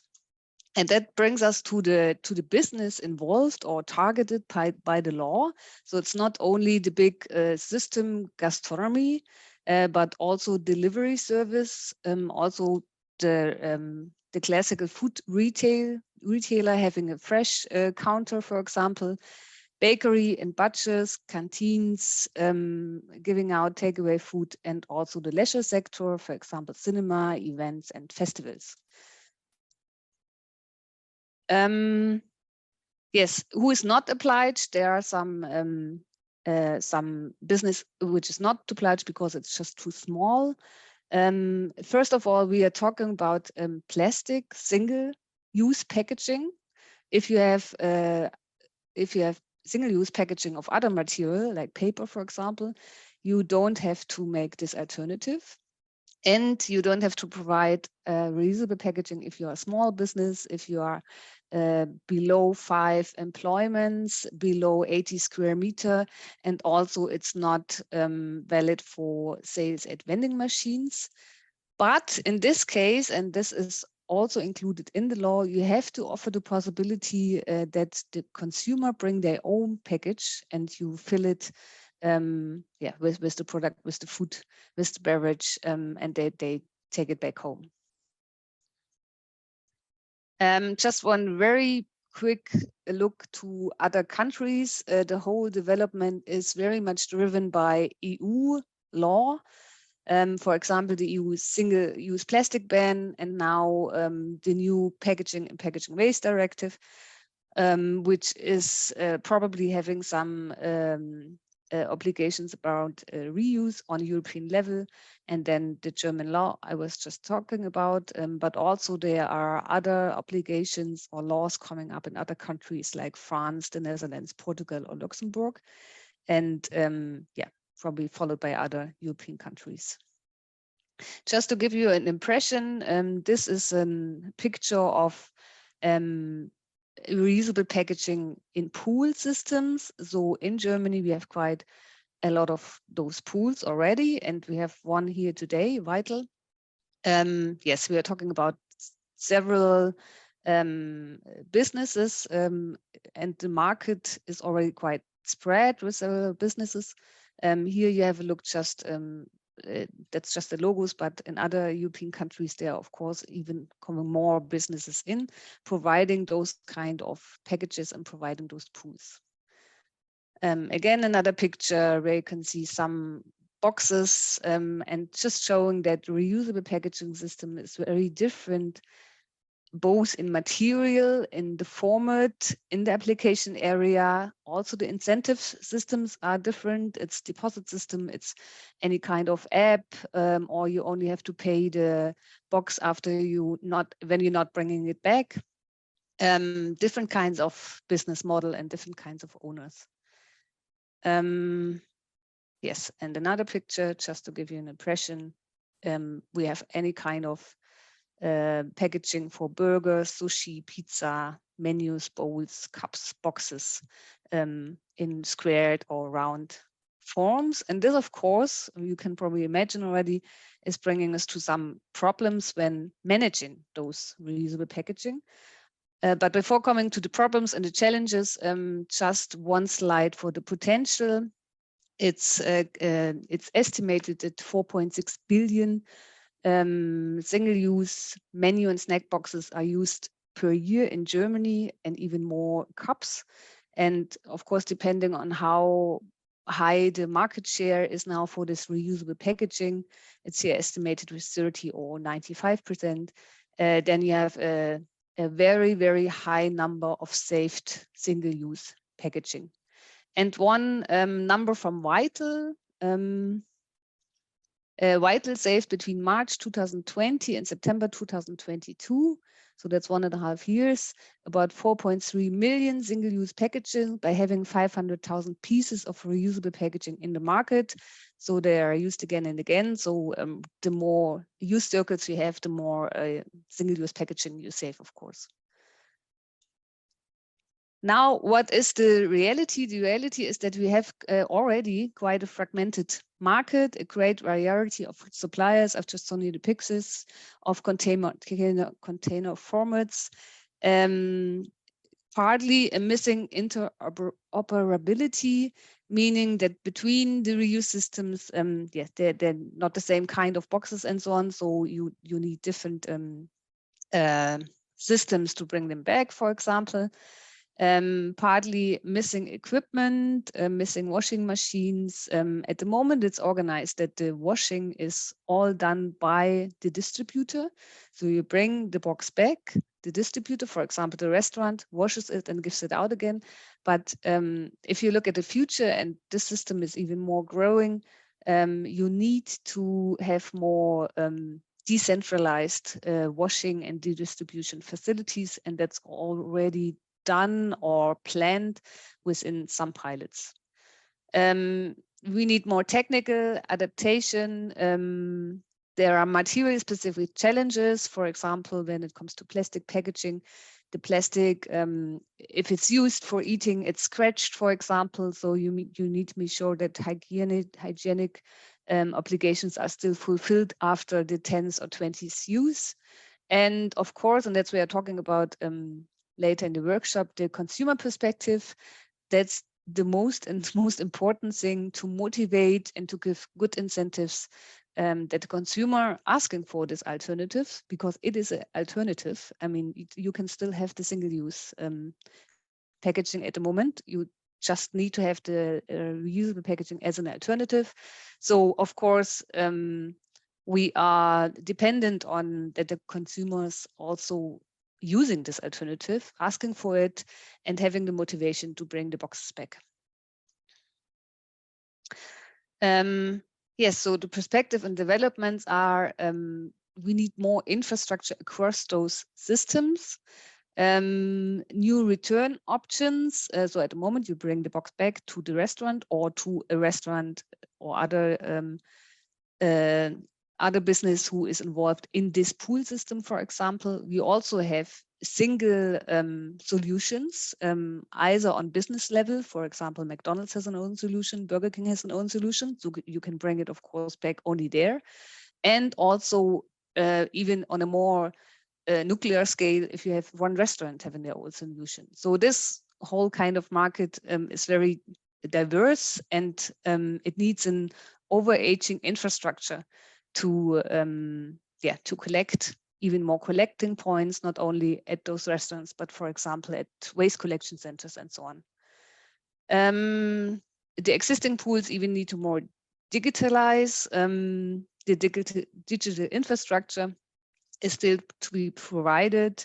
And of course, we need, yes, consumer campaigns. And that's maybe the action the communities also have to take to motivate the consumer side. And that's why we need cooperation across the competitors, across the pools and so on. And just giving you two examples, there is the German Association of Reusable Packaging, which just formed in the middle of this year. So where different kinds of competitors are in the association and having pilot projects, also having demands on policy. Then just launched in September is a European platform called planetreuse.eu. You can register for free. And it's a platform where solutions should be more visible, so you can put in your solution. And also we want to bring together the demand side and the solution side.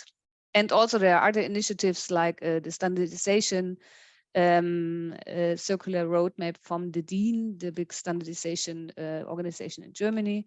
And for example, now the Implementation Alliance, a new project bringing also together all the stakeholders involved in the sector of reusables.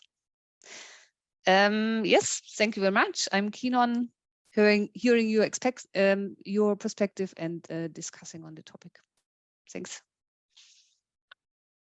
Thank you very much, Nicole, for your input.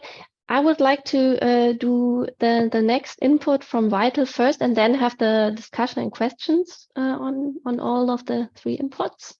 So I want to introduce to you Julia and Miriam, Julia Hülder and Miriam Schwerter from Vital. Vital is a reusable packaging system for takeaway food and beverages. Julia is a event and city partnership manager, and Miriam is a key account manager. So welcome, and the floor is yours. Yes, thank you very much for the invitation. Thank you that we can be here, and we will tell you about Vital now. I will start sharing my screen. Unfortunately, my internet connection is not good enough, so I have to mute my own screen, but I will be back with my picture after the presentation. So can you all see my screen? Yes, we can see you, Julia. Well, perfect. Thank you. So yes, welcome to Mehrweg. We are Vital. We are a digital reusable system without deposit. And of course, we would like to save the waste, the packaging waste, and the packaging costs. And we would like to do that in a very easy and convenient way. So we have one mission. Of course, we would like to save all of the packaging waste we were talking about just a few minutes ago. And we would like to do that in a system which is very easy and convenient to use for the user. So to start, maybe a few facts about Vital, about our company. We are the market leader in the digital reusable systems.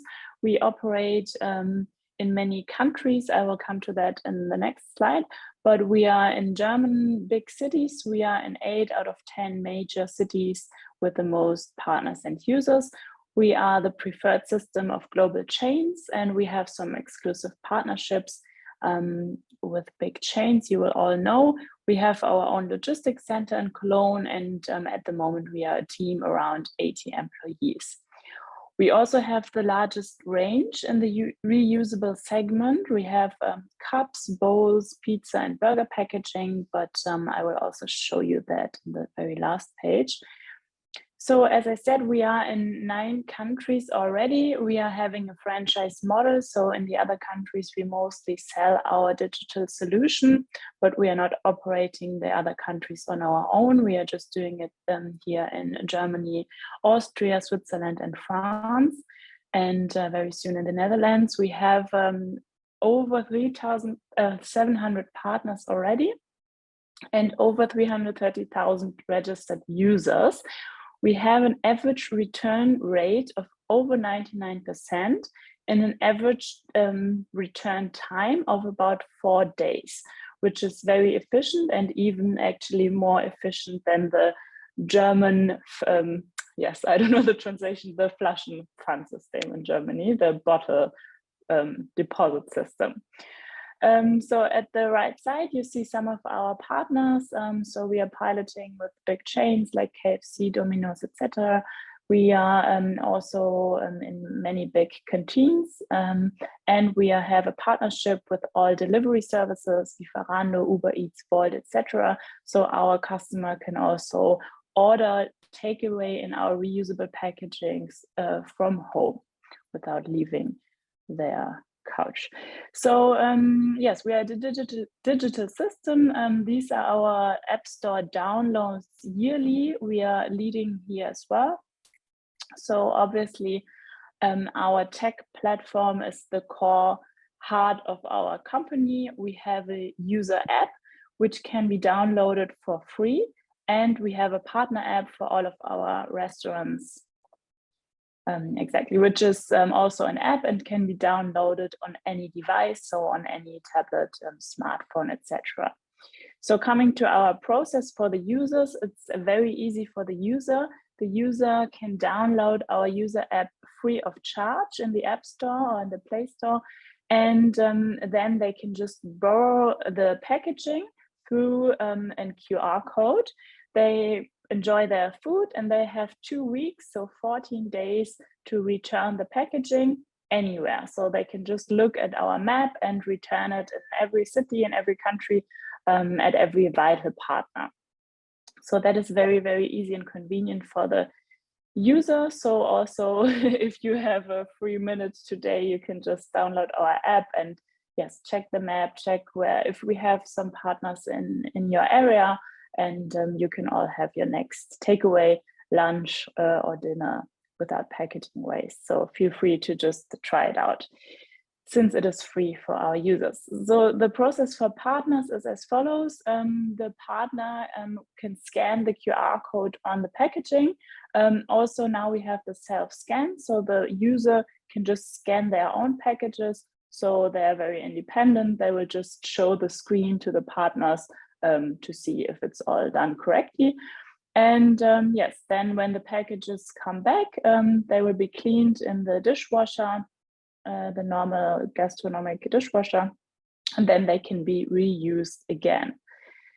So why reusables? I think we had a very, very good introduction of the 2 speakers before. So we have a lot of packaging waste. Actually 3.4 kilograms of waste is generated per person and year for disposable tableware, and this must be reduced, of course.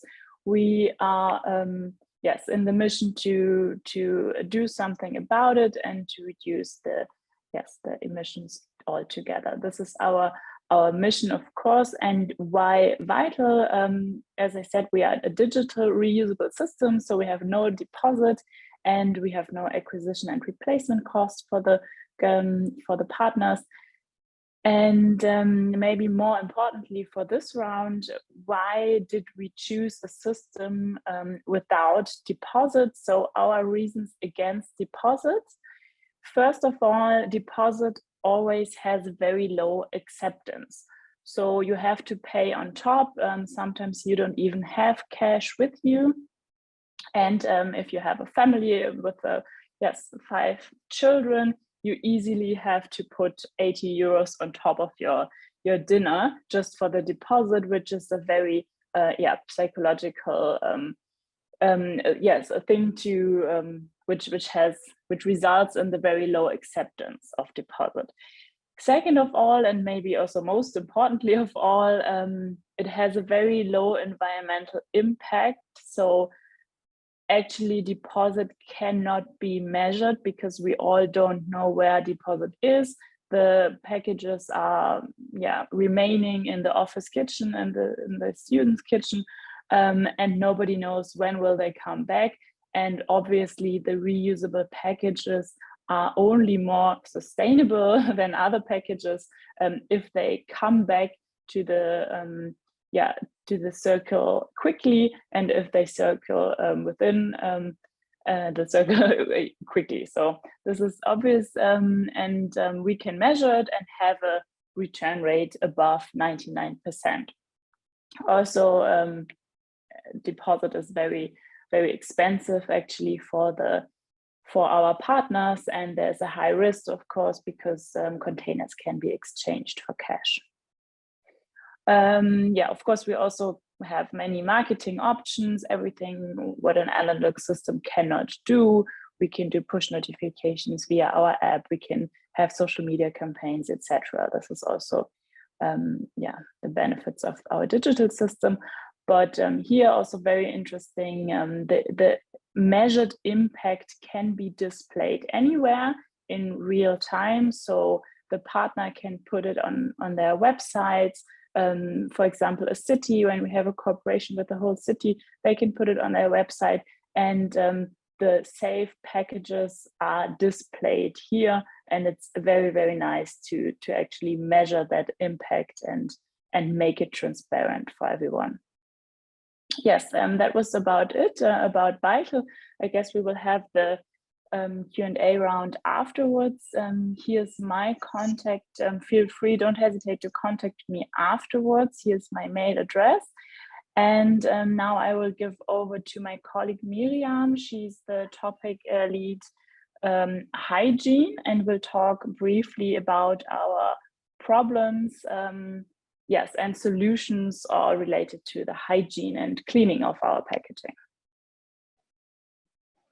So thank you for the introduction, Julia.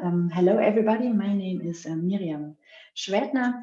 I am a team member of the canteen sector of Vital, and as well I'm responsible for the topic lead hygiene. And in the canteen sector, I'm responsible for big companies, like, for example, Audi or SAP, E.ON, and many more, but as well universities and hospitals. And well, it's a pleasure for me to share with you now our experiences concerning the hygiene of reusables, more precise plastic bowls and cups.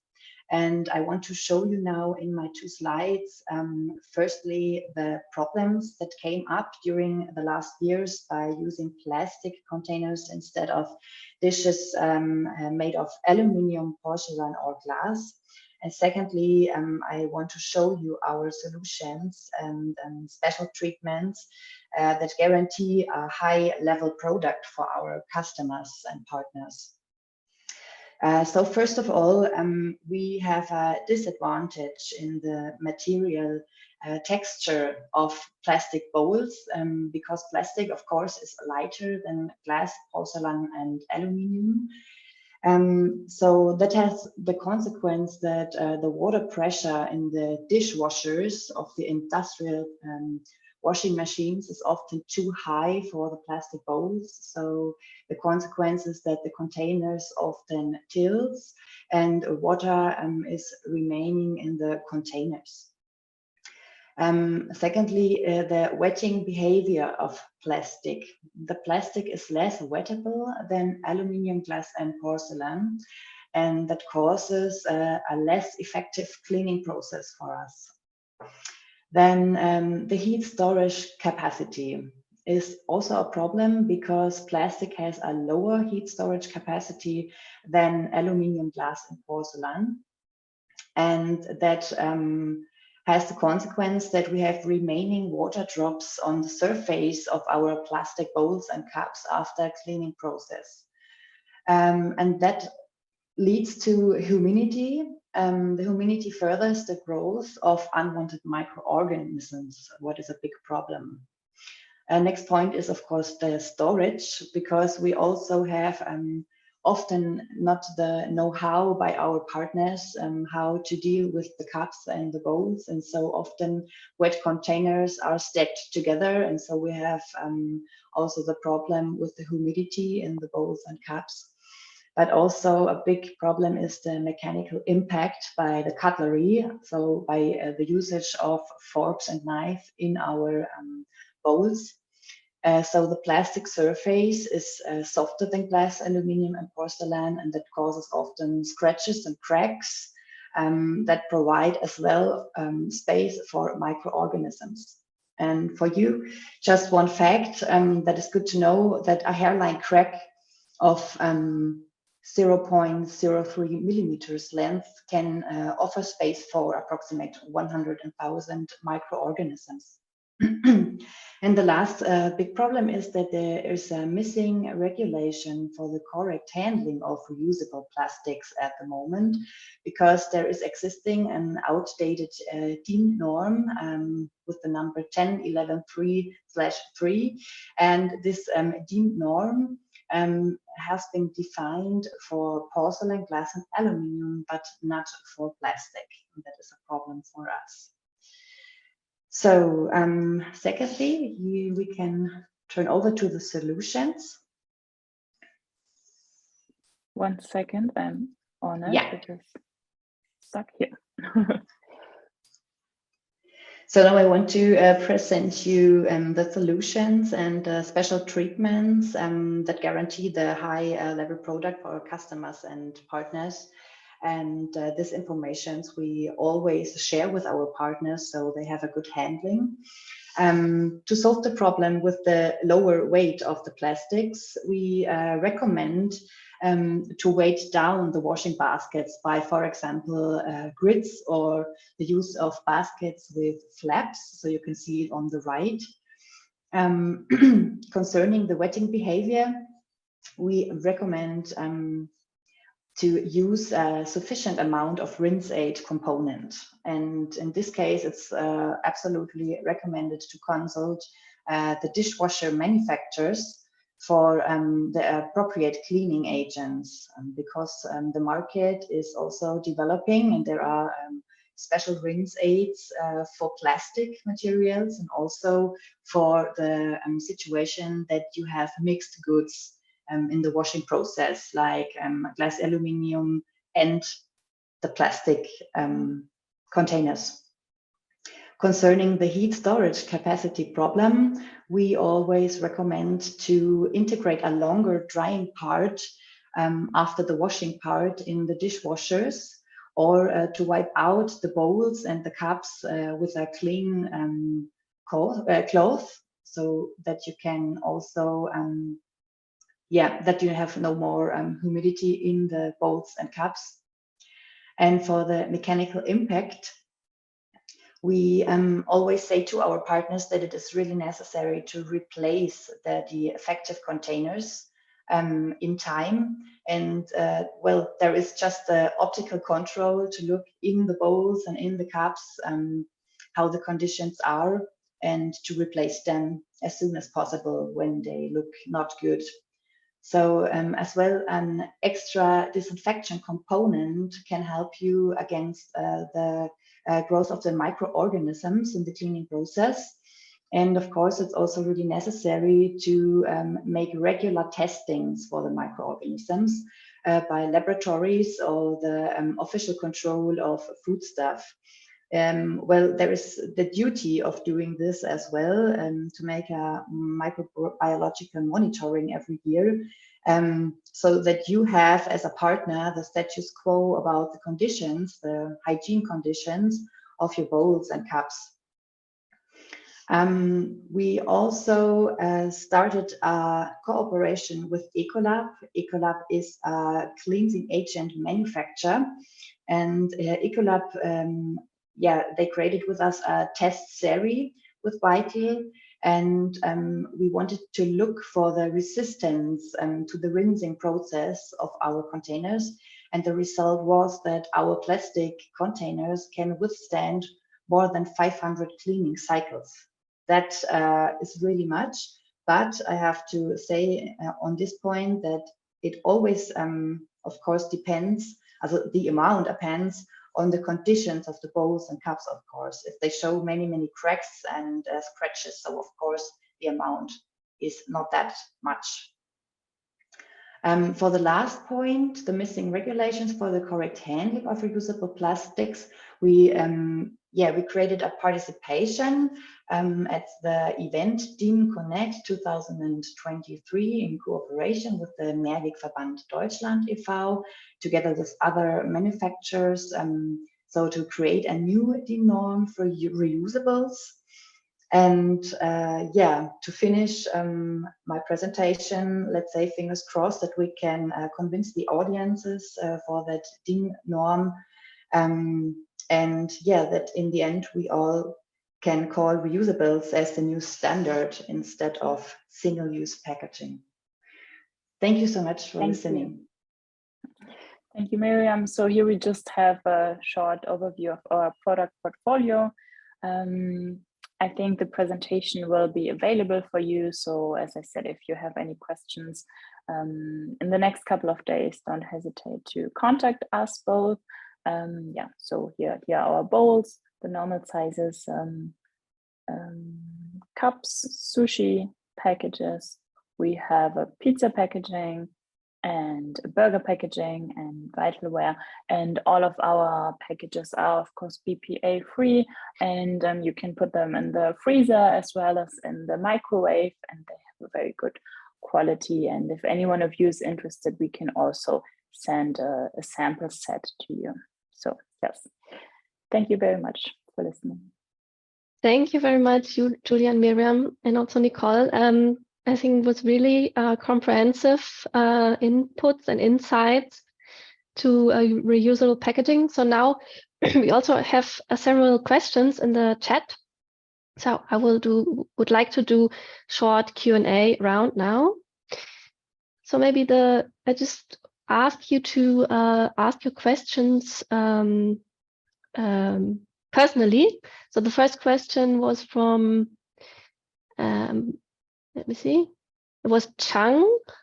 Maybe you want to say your question personally, yes. Chang? Thank you, Elisabeth. Yep. In the presentation, Nicole refers to a law, German statistics law. Is it possible to elaborate a bit more on that? How that's related to the topic? Thank you. Yes, very short answer. The German or the provider of reusable packaging are obliged also from January to report their reusable packaging they put on the market.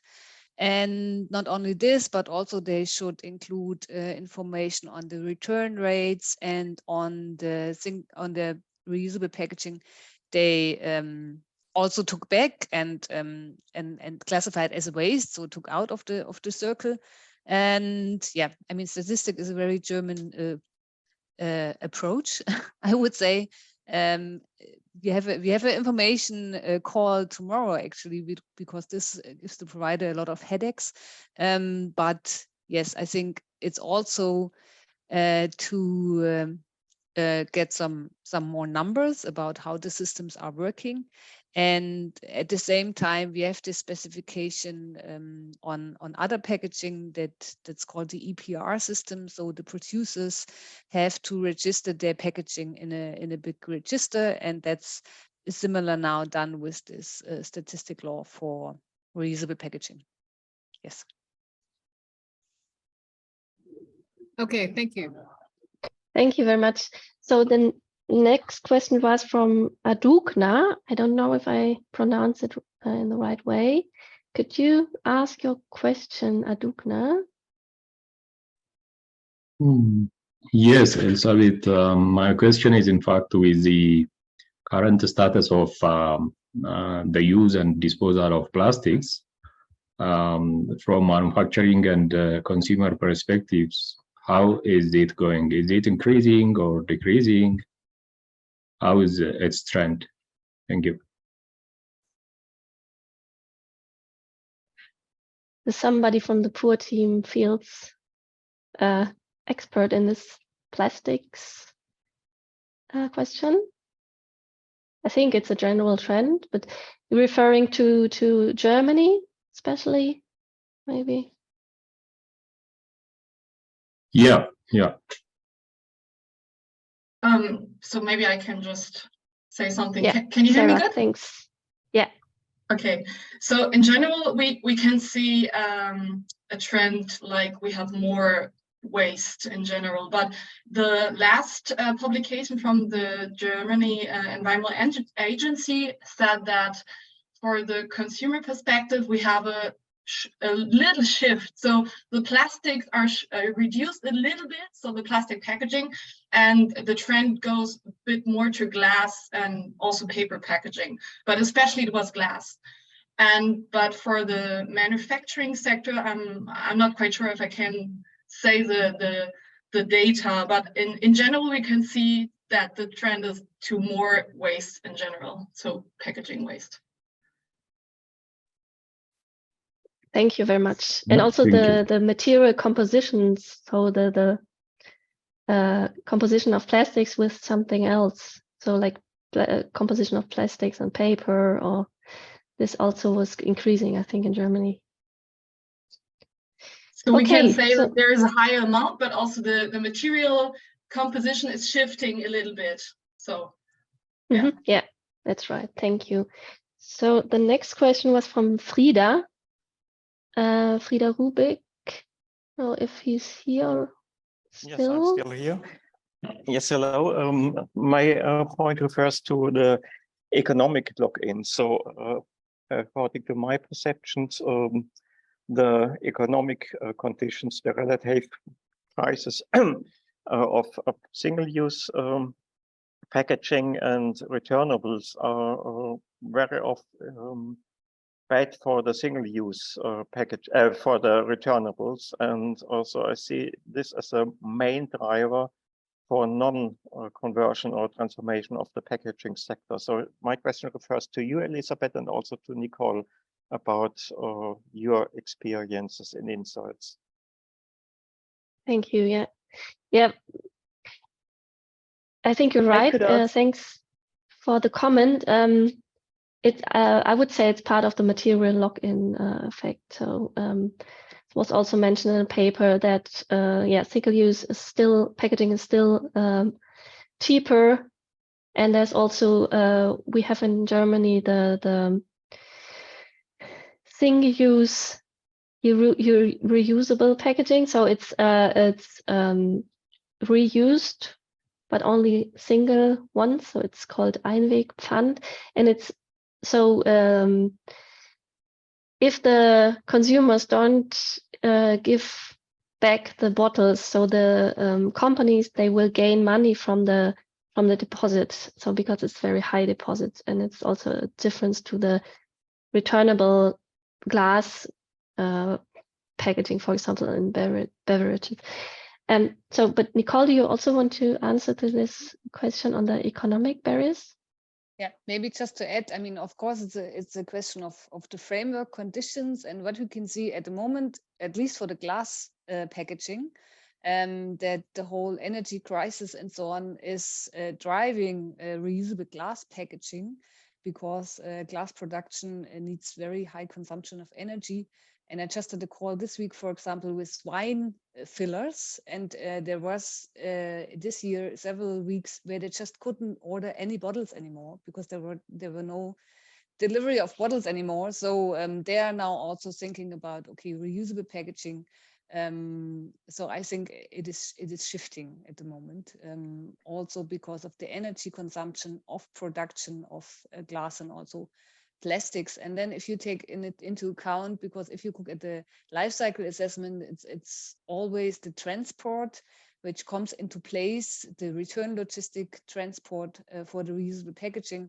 But if you see the development there in electrification and so on, it might also shift not only from the economical perspective, but also from the environmental perspective again in the next years, I think. Yeah. Okay. Yes, and I would also like to add, if I may.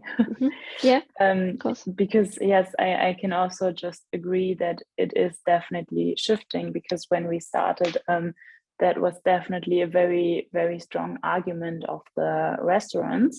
But now we can definitely say it has shifted already regarding the packages for food and beverages, because as I said in the very first slide, our partners can save packaging waste, but also packaging costs with us. And now even 7 out of 10 times, our packages are cheaper than the single-use packages. So it's actually more economic to work with us, since we base our cost model on it. Of course, I skipped the cost model for now because it's not so relevant for you, but we have a pay-per-use model. So our partners just pay when they use our reusables, and it's no fixed cost structure, but a variable cost structure, which is at the moment, yes, and 7 out of 10 times cheaper than single use, and that has definitely shifted within the last year, since also single use prices are going up. Okay, thank you. I would only one question more, because we also want to do the workshops, and we can also follow the discussion there. So it is Regina Bichler. So maybe you can ask your question, and then we will do the workshops. It's okay, you can skip my question and go to the next. It was more a comment. I think the next question from Kartika is more interesting. Okay, Kartika, so then. Yes, I think it was mentioned by Julia or Miriam about the 500 times rinsing cycles. What happens then after the 500 times? Thanks.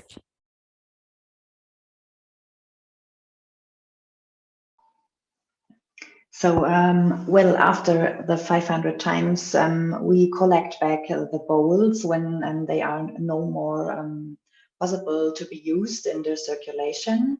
And after that, we try to recycle them. The problem is here that it's not possible to recycle them back to food containers, so it's not allowed in Germany. There is at the moment the law that it is not allowed to do so, but we recycle them to other plastic goods, plastic stuff for example, cosmetical use or something like that. Thank you, Miriam. Thank you, Elisabeth. No problem. Okay, so now Cassiopeia will create the breakout rooms, and you can choose. So workshop 1 was about political and technical framework conditions, and workshop 2 is the role of users, and we will have 45 minutes and have fun while discussing, and then we will have a short plenary round after that, and see you later.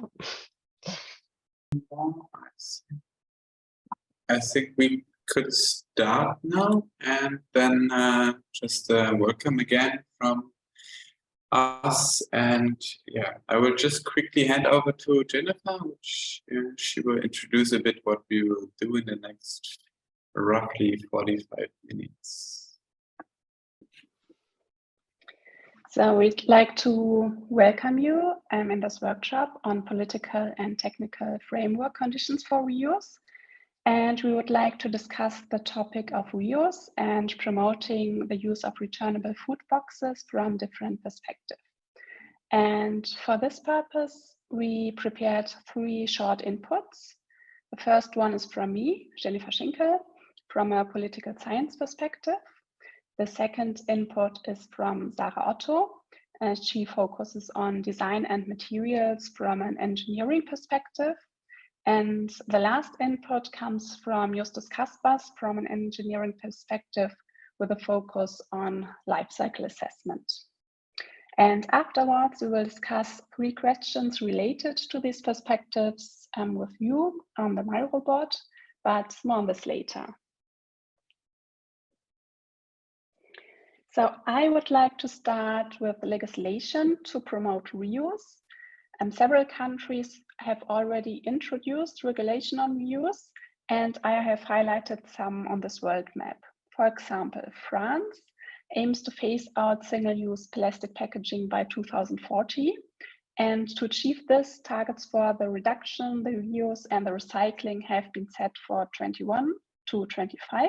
And after this for each 5-year period. In Germany, as Nicole already told you in her first input, there are restaurants and cafes that must offer reusable containers for their takeaway products, and they cannot be more expensive than the products in the disposable packaging. There's a partial exception that applies to certain small businesses. The Chilean government introduced a plastic regulation bill in August 21, and this encourages the reuse for beverages by requiring the retailers to display, to sell, and to receive back refillable bottles. In Kenya, Kenya was the first country to ban the manufacturing, sale, and the distribution of plastic bags in 2017. And in Australia, there was adopted a collaborative model to meet the packaging targets of Australia. So this involves a non-profit organization that is tasked with delivering of industry-led packaging targets that are endorsed by multiple levels of the government. So the next slide, please. This was a small glimpse to already existing regulations, but how can current and future regulations support the reuse and where are the gaps? So firstly, it is relevant to take the environmental aspects more into account when introducing legislation. So it sometimes happens that the legislation is well-intentioned, but in the end, it leads to the use of less environmentally friendly materials and products.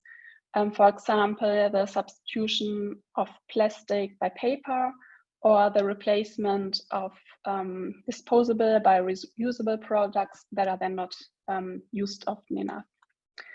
Secondly, many countries still lack binding targets to increase the reuse and to reduce the packaging waste.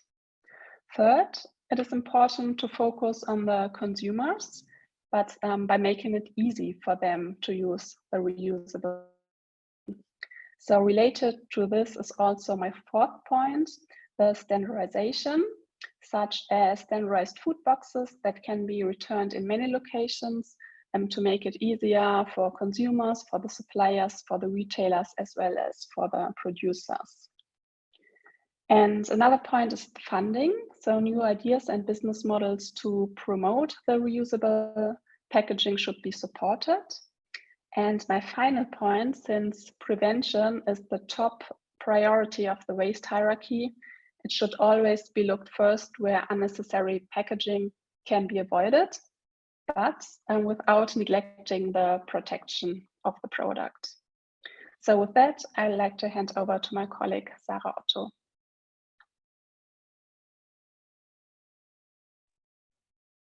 Thank you, Jennifer. Next slide, please. So yes, I will tell you now something or some small insight about the designing of reusable food boxes in a circular economy. So in 2020, the German Advisory Council on the Environment recommended that the waste hierarchy should be developed more into a circular economy hierarchy. So adding a few, I think, very interesting aspects and necessary aspects on how to manage waste in the first place. So besides of waste prevention as high priority, we shall reduce the input of materials for products, infrastructures, and services as highest priority. So the reducing of the material inputs needs both efficiency measures, but also sufficiency measures. And it has also to be ensured that the negative environmental aspects or impacts are also reduced.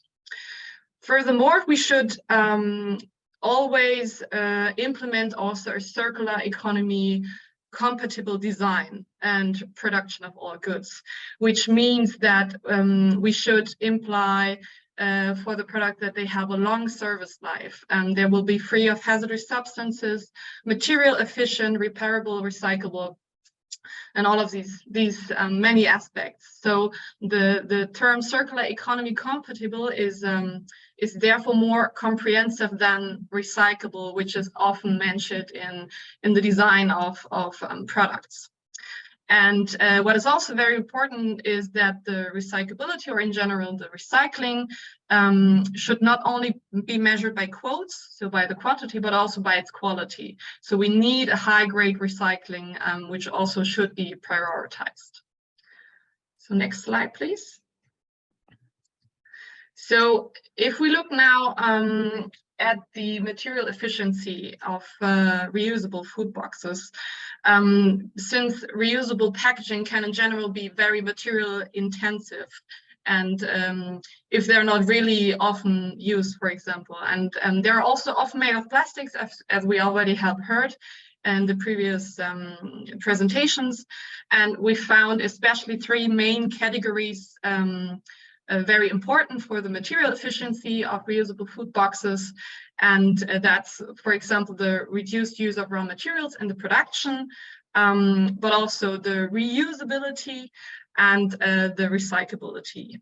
And if we look, for example, at the reduced use of raw materials, this can be done by, for example, a lightweight design, but also the use of recycled materials or secondary raw materials, which is still very challenging. So all of these aspects have trade-offs and some challenges still. So if we use for plastics, recycled plastics, they have still challenges in the food sector. So if we look at post-consumer plastics, once they have been used, they may be contaminated with other substances, and until now, the relevant material did not always comply with the plastics regulation. But this year, we have the new European Commission regulation on recycled plastics materials and articles intended to come into contact with food.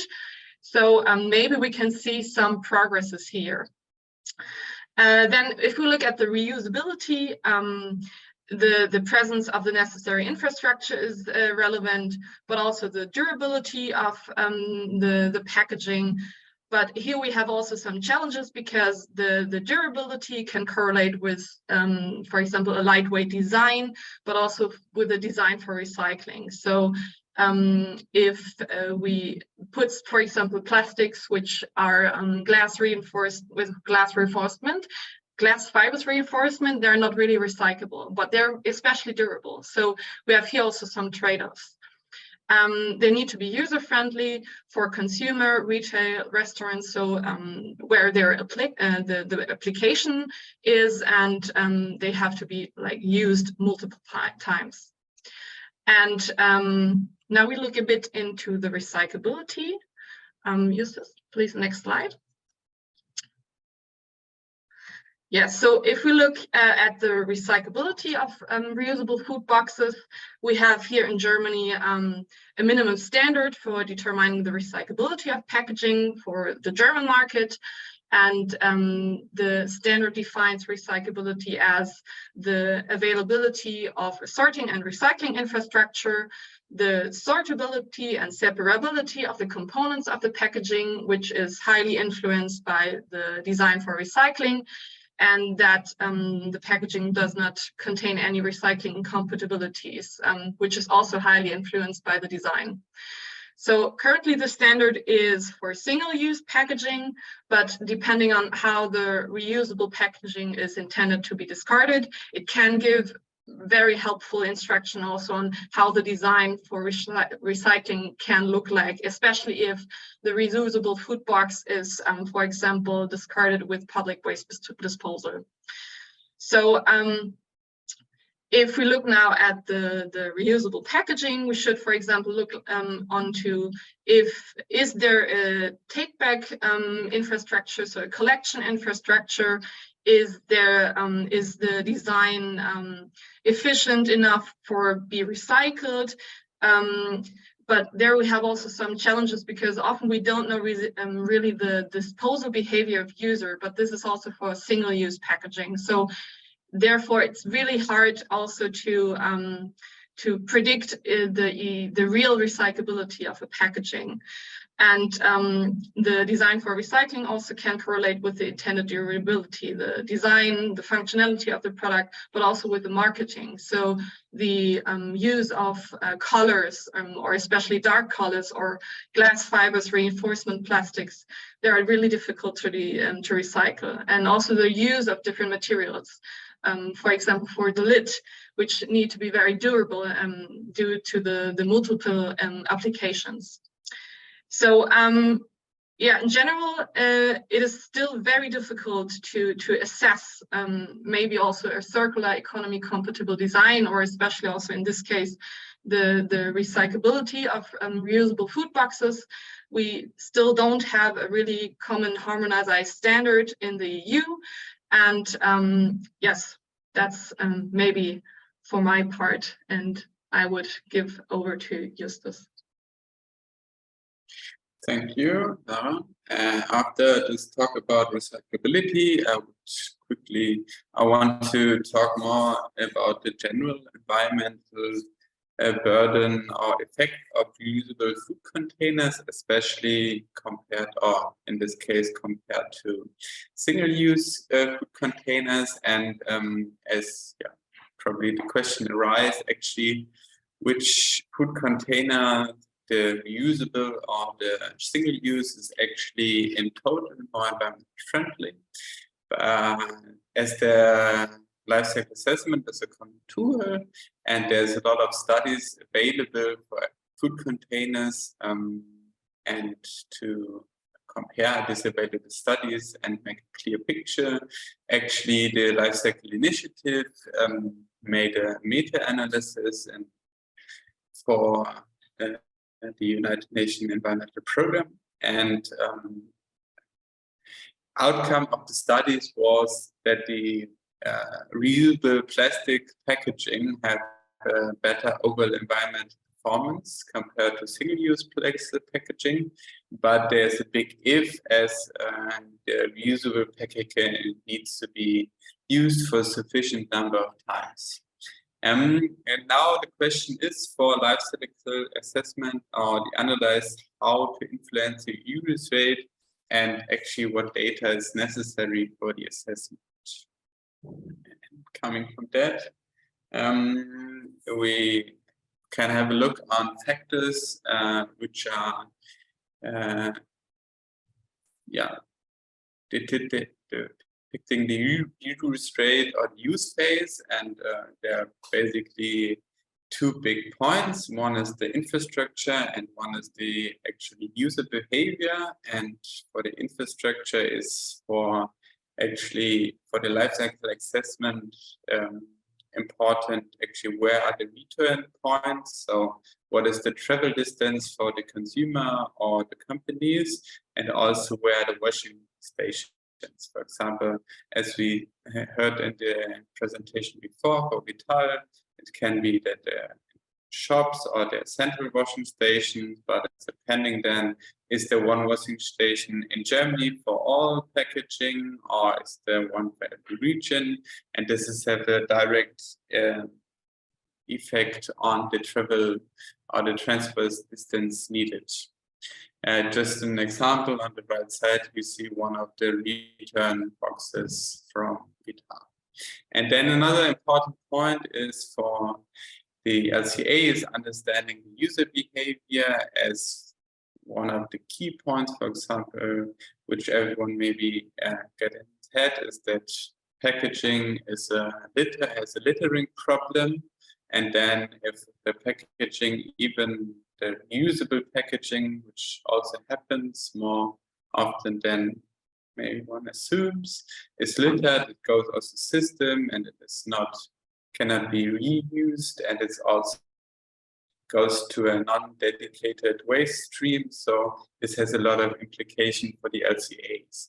Or actually effects we could see, like that consumers pre-cleans the packaging before returning, but then the shops or the companies, even if it's perfectly clean, need to re-clean it because of legal requirements. So in conclusion, the assumed or average user behavior is not sufficient for LCA of food boxes. And this has some implications for LCA of food boxes. And first is always to clearly communicate the methodological challenges of LCA. So an LCA about food boxes, in every case, it's always a LCA of a specific scenario with a lot of assumptions. So the general statement that reusable is always better is not possible and won't be possible soon. But it's just scenarios which should be as close to the reality as possible, but it's still some underlying assumptions. And the user behavior needs to be studied accurately for future LCAs. So this is not done in available LCA of food boxes, and this could be done by integration of instruments from social science into LCA, such as surveys, which is not done as often maybe as it should be. And yeah, just a quick citation, which is already in the meta-study of the Lifecycle Initiative. Yeah, we need to analyze real-world behavioral responses of consumers and food layout stuff of these changes due to reusable packaging to get a good assessment of the environment. So thanks for this attention. And we have now possibility to have some Q&A from you. So if you have any question, I didn't see any question in the chat so far. So just as we are not the biggest group, feel free just open your mic and shoot us with a question if you have any.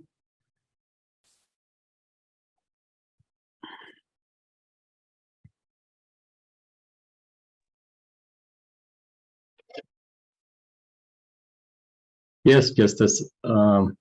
Thank you for the presentation. And you know, with regard to LCA, there is a foundation you may know, you may all know it, that Solar Impulse Foundation, based in Switzerland, and there is, you know, a kind of rigorous expertise evaluation via a given solution. Given that solution is submitted by X or Y company, so that 3 volunteer experts is gonna evaluate that, and given the among 3, you know, if 2 experts are okay with the responses, then the foundation gonna label the solution. So I think evaluating, against that is also very much important. Having that clean solution in place, and following, after labeling, it has no, any expiry date, and given the solution is labeled, the solution is labeled. It's not the company that is going to be labeled, and having passed that, you're going to have, the opportunity to get investors to bring about, more and more impact. Just that is a kind of suggestion that I want to put. Thank you. Thank you. Are there any other questions? I don't see any at the moment, so we would like to continue with our little discussion on the mirror board. I just quickly shared the link of the mirror board in the chat. Thank you for, should we answer the question just before the mirror board as Jan? Can you maybe, Jennifer, do you see the question in the chat? I think it's focused maybe on you. You could quickly answer this interesting question. I think it's more the role of the retail. Do I understand this right?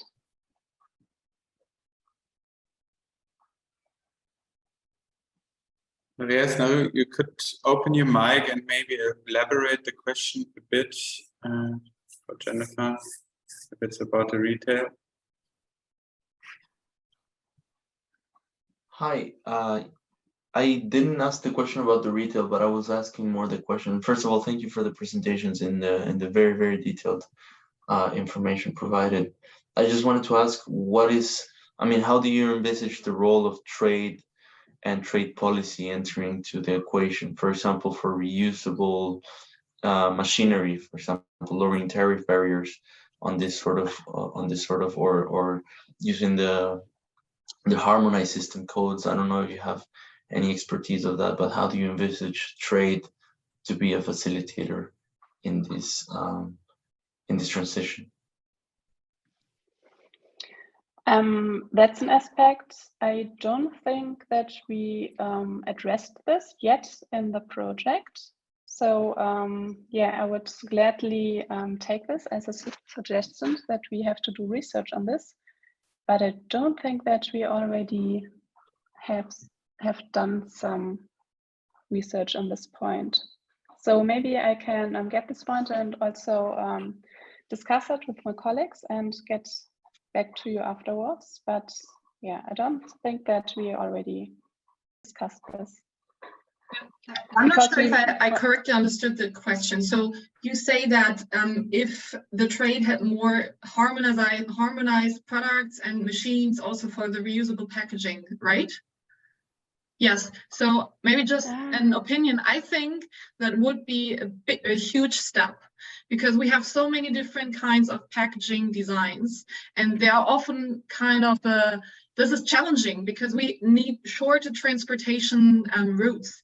And if we have more harmonized packagings and systems for return, so we have a smaller routes for take back, for example, or for reusing the packaging in production. So I would say harmonization is a very good point, especially for the design, but also for assessment methods. So if we have a harmonized assessment methods, the designer of packaging are more aware of how should I design my packaging and would facilitate more. But I think one of the main challenges is also the marketing. So the product wants to have his own image. So we have a special design, we have a special color, and that is often a trade-off for harmonization. So is this maybe a bit of an answer for your question? Yes, no, thank you very much for that. And we're actually conducting some research on it, and that could perhaps complement some of your own research. So I would love to continue the conversation. I will leave my email in the chat. Yeah, sure. Would be glad. I think harmonization is really a big step in this topic, should be done more. I'm just wondering, maybe as a thought, is it like the trade policy was one of the key examples of actually working harmonization, as we have the standard shipping container or the so-called Euro palette, which is actually a lot of more working harmonization than actually setting on directly at the consumer packaging. Did I miss something in the question? Because actually that's working because big companies are involved in that.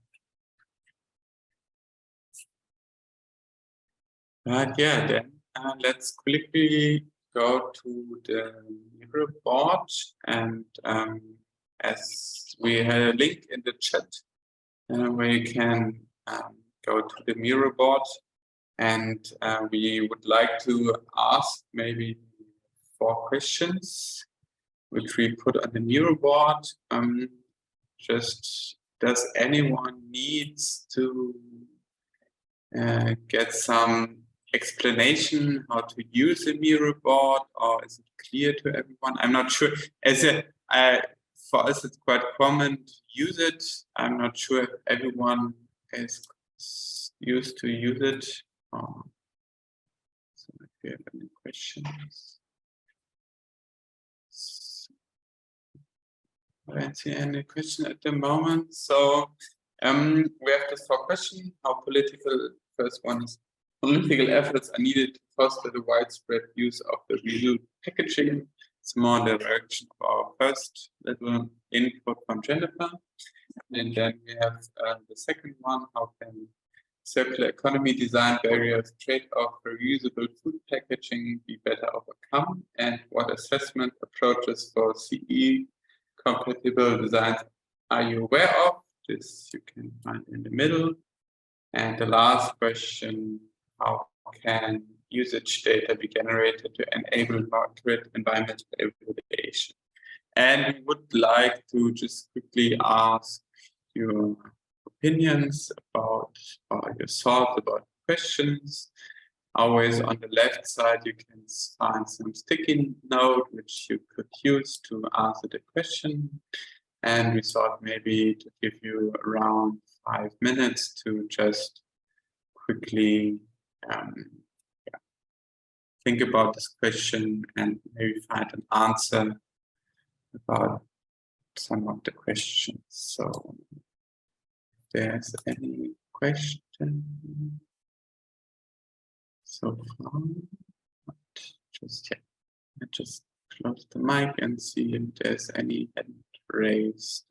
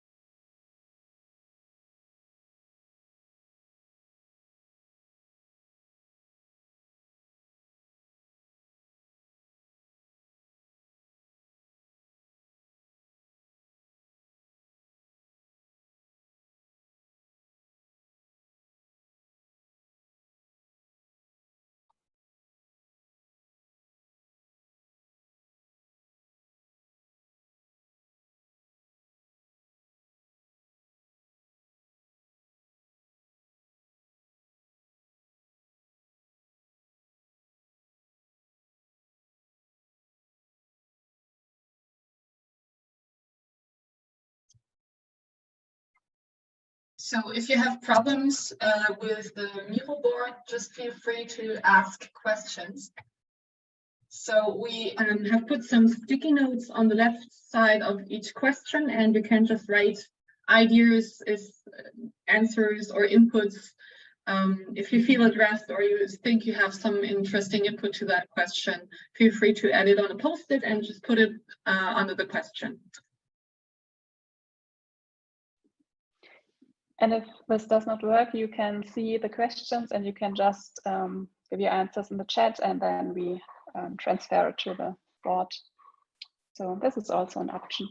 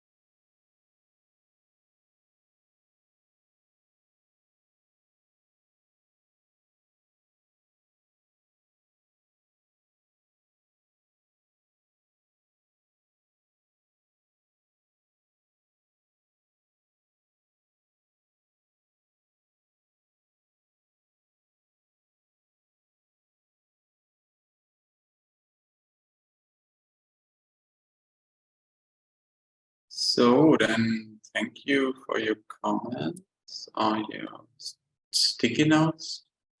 Not 100% sure how to call them actually, but yeah. Do you have any specific? Wait, I just need to quickly browse them.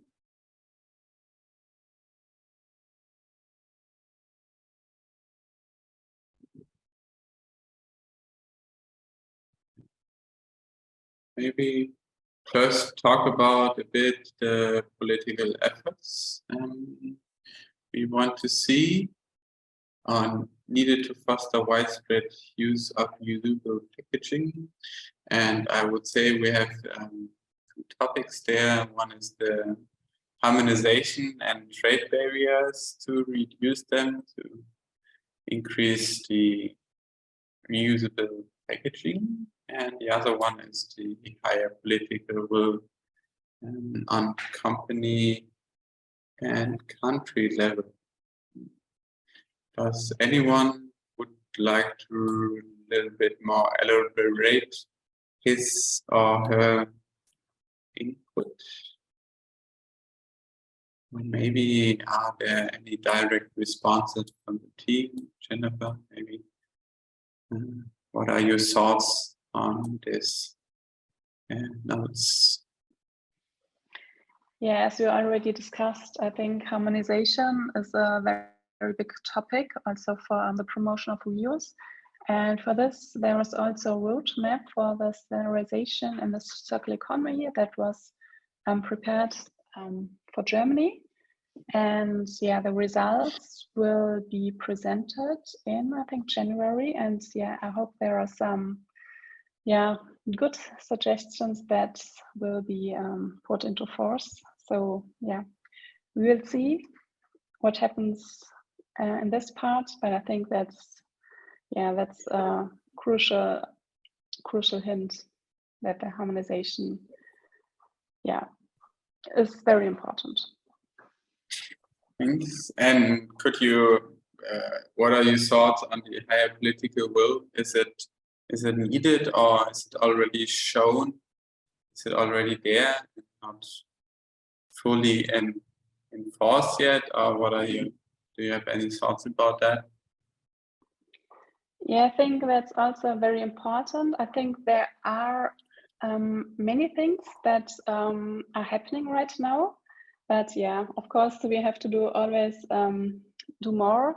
And yeah, there are so many stakeholders in this involved in this topic. So I think it's really a very difficult thing to do. But we see that there are some countries that are going forward, and yeah, I think we can take an example of them, like France, who has put into force legislation to promote reuse.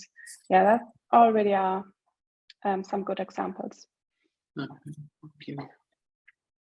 And then now maybe switch to the second and third question. We also have the topic of harmonization. So I want to quickly ask Sarah, is there harmonization or is it actually in the circular design thinking? Is it a topic, or is it? I think it's a big topic, and we have a lot of tools for I would say for different aspects of circular economy compatible design. So we have the design for recycling, we have recyclability, and we have different methods which can be applied. And I think it's still missing of a really common sense on maybe also on the meaning of these words. So what is recyclability and what is design for recycling? And yes, so I think there is still a lack of this common sense of it. So if I use this method, maybe my packaging would be recyclable. If I use another assessment methods, the packaging would be maybe not be recyclable. And it always depends on also the recycling route I take for the assessment. But I have still a question on this sticky note on harmonized system codes for recyclable and reusable products or packaging material. I think it came from I'm not sure how to pronounce her. Naranjo. Yes. It was your sticky note. Okay.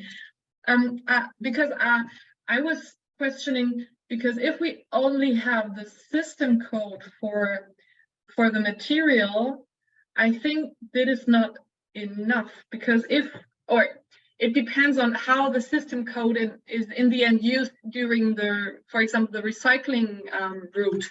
So if we have techniques which can read the code and then separate it to different materials, that would be maybe a beneficial. But if it only has the codes, I don't know really the advantage of the system codes. So you're talking more about the, for example, product passports, right? Yeah, right. So that's it. But you meant something different? Sorry. No, something like, I mean, it's a complex topic, right? Yeah. And I was in a circular economy and with harmonized system codes hard the other day conference, and the point that you just raised is exactly part of the problem. But I do think that product passports, for example, and Product passport. I think that is a really good point. Can I add this maybe on a sticky note, because this word is product passport. Yeah. Because I think that's also more than just the material definition. It's also maybe because for you need kind of a particle characterization for the recycling routes, and if you have a different technique, you need also different aspects of the product for maybe determining if it goes to a special route or to a special material in the end of the recycling. So product passport. Yeah, thank you. Thank you, sir. Thank you. I think when I have a look on the time, we just have 1 minute left. So, are there any other questions or comments? If not, I would just thank you for your attention and your comments. Some good insights for us. And then I think we will switch soon to the main session again. Now, Jennifer, do you have, Sarah, any other comments from your side? Then I would stop the recording. Nice to see you. Okay, it's nice to see you. Pictures as well, the videos. We'll wait shortly. Some more people coming. So Cassiopeia already put the Miro board. So there's a link to the Miro board, and we can also write down our notes there. Can work with it. Cassiopeia, could you please put the link again in the chat when everybody's there, because they if they enter the room, they will need the link. So I will hand over to Henning. Yeah, thanks a lot, Lisa. And also from my side, hello everyone. Thanks a lot for joining this short workshop where we try to dig deeper a bit into the role and the potential roles and limitations of consumers when it comes to reuse. And we thought we might start with 2 really short inputs from Lisa and myself. Lisa will present you some outcomes of an intervention study that we did as part of PUR, and I will present some preliminary results from an economic point of view analysis of reuse system that is part of my specific role in within the PUR project.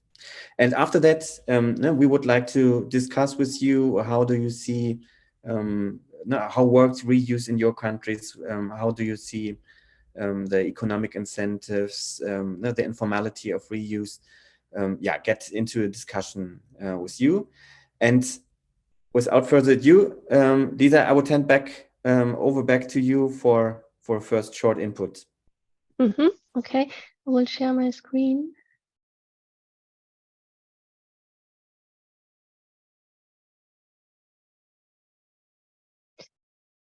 I prepared a short input, some insights from our last study, the home lab study on pre-cycling in the homes.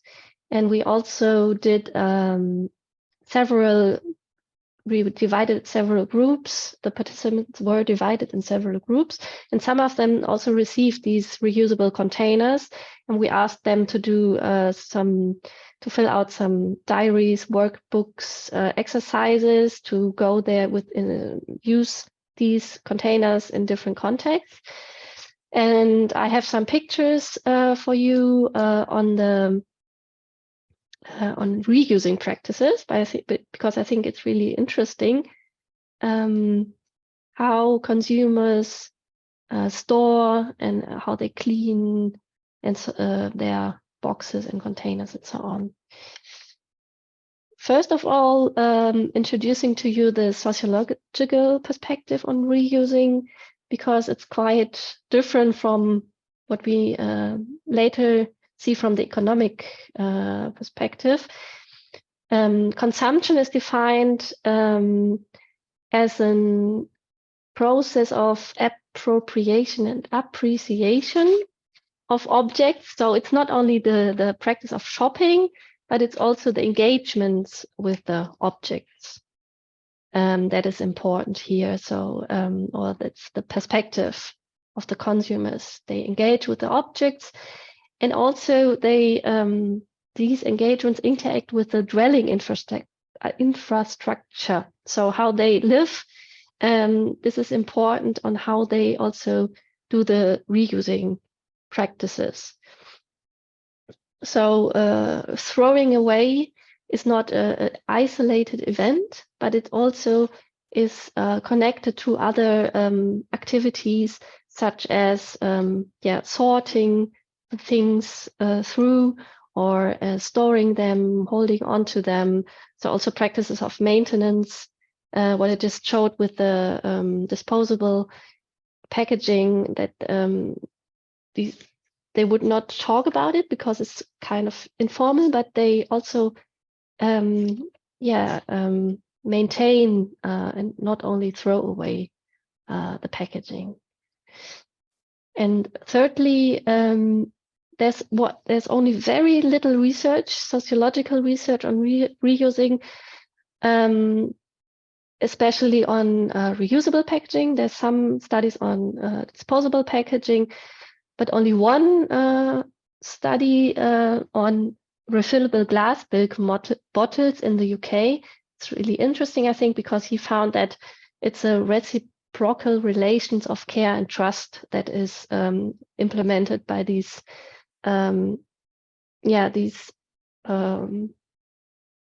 practices of using the bottle, but also giving them back and then reusing and so on.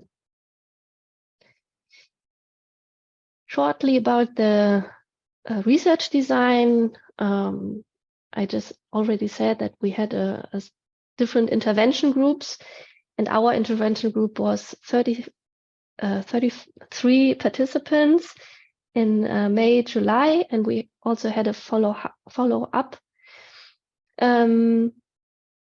collection of data in November 2021. So the pandemic time, it was all virtual methods.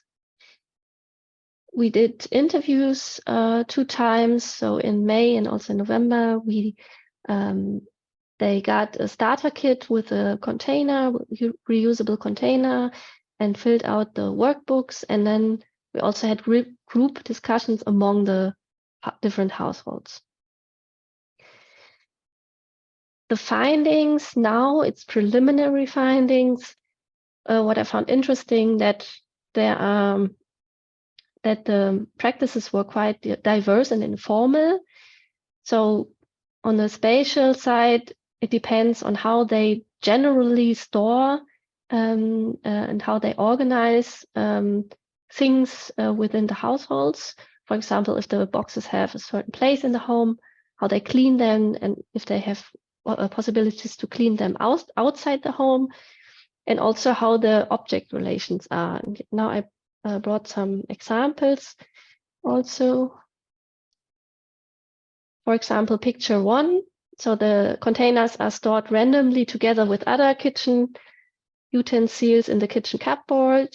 Or picture 1, they store them together with the in the hallway, so together with other utilities, typically for a storage room, so with a vacuum cleaner, so it's quite different. Or in picture 3, you can see that the bags for vegetables are deposited at different places in the flat in order not to forget them. And on pictures 4, you can see that also it's important what are the other containers used in the kitchen, because the participant told us that it was not good to use it for the zero waste store, because then they had to refill the food in a glass bottle, and it didn't work with this container that we sent them. This is an example for the cleaning organization. The participant draw the bicycle with the bag, and reusing is here linked with the working practices and facilities there, because it's written here that she or he can use the bike bag and then stores the container at work. And it's also depending on the rhythm of the day, because here the participant uses different containers during the daytime for different situations. Here's some examples for the object relationship in picture 1 and 3. It's more about aesthetic. The picture 1 is about emotional attachment to the container, because she bought it somewhere else at holidays. Picture 3 is more about the aesthetics, so how does the container look like? And picture 2, it's also about how the bag is aligned. So the backpack is aligned with the container. So this is in the example that it's not so well aligned, because it lies crooked and the cutlery flies around and the lid does not close well. This is my input. I'll just close it. Thanks a lot, Lisa. And I would say I quickly follow up on that with my short input on the economics of reuse. So I hope that works for you. So what I would like to focus on is a bit on this aspect, the necessary time to implement reuse systems, to use them. And what I'm looking at in my research is the relevance of transaction costs as a barrier for reuse. It was already mentioned, the development of reuse system differs between different countries, and that is something that we would also like to discuss with you. But taking the example of Germany, I have the figure here from the German Environment Protection Agency.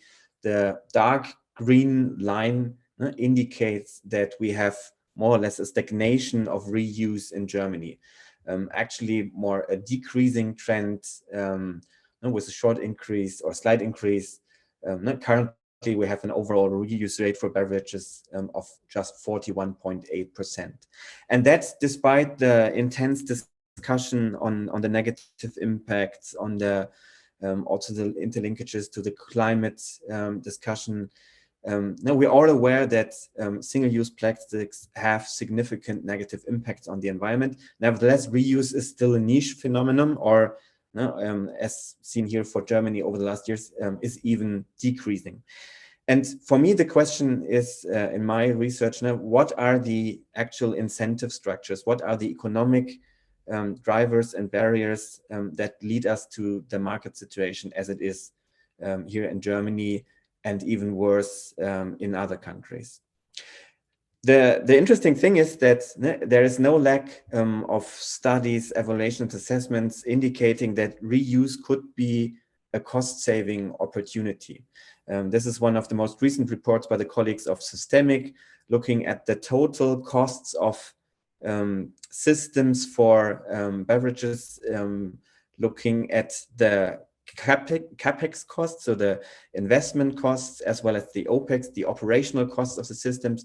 And what you can see here is that, for example, in their what they have designed as a retrofit system or a net zero system with significantly increased shares of reusable beverages, we would have significant cost saving opportunities. Nevertheless, we have the situation as it is. And the interesting question for me is, how can it be that although there should be sufficient economic incentives as well as an environmental urgency to act on it, we have this more or less stagnation in the system. The analytical framework that I'm using for that question is the approach of looking at transaction costs.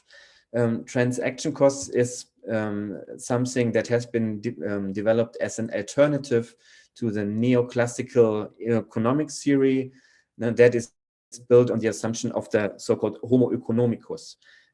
If you look at textbook theory on economics, you have the assumption that everyone is informed about everything at zero costs.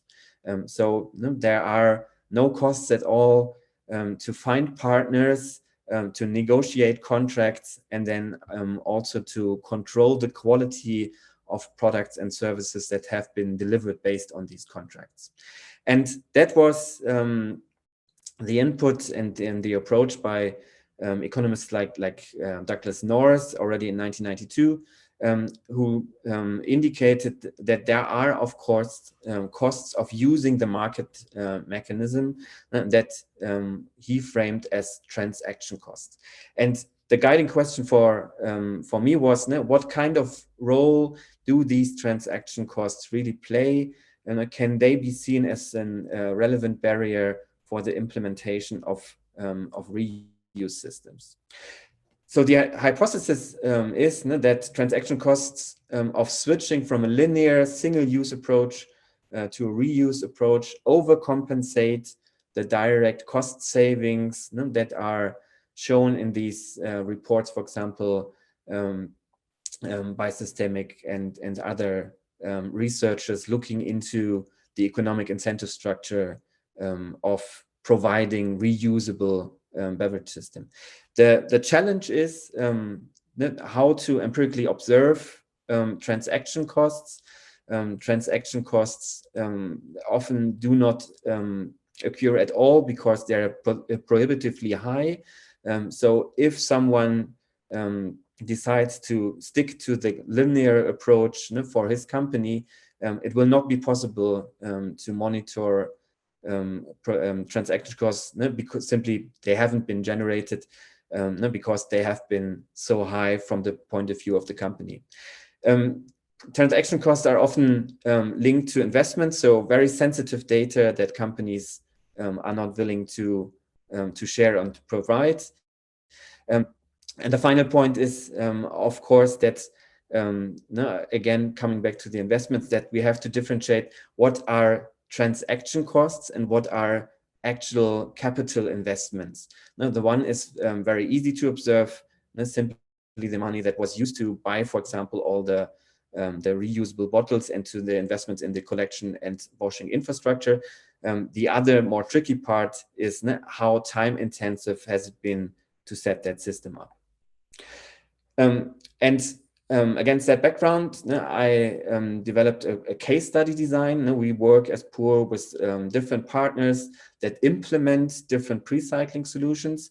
And I try to follow two different approaches. The qualitative approach, I want to talk, or I do talk to those people in charge of implementing the systems with experts. What is the necessary time as the observable variable to actually implement reuse or to switch to reuse? And then a quantitative approach, the willingness to pay for consumers as well as companies based on different incentive structures. And we have 5 different case studies on different pre-cycling options covering reuse, but also recycled content or prevention. So the different options for a pre-cycling solution in this area. just to give you some of the results, here's some quotations from the experts interview, actually validating the hypothesis, time is money. There was someone in charge within a big retail company who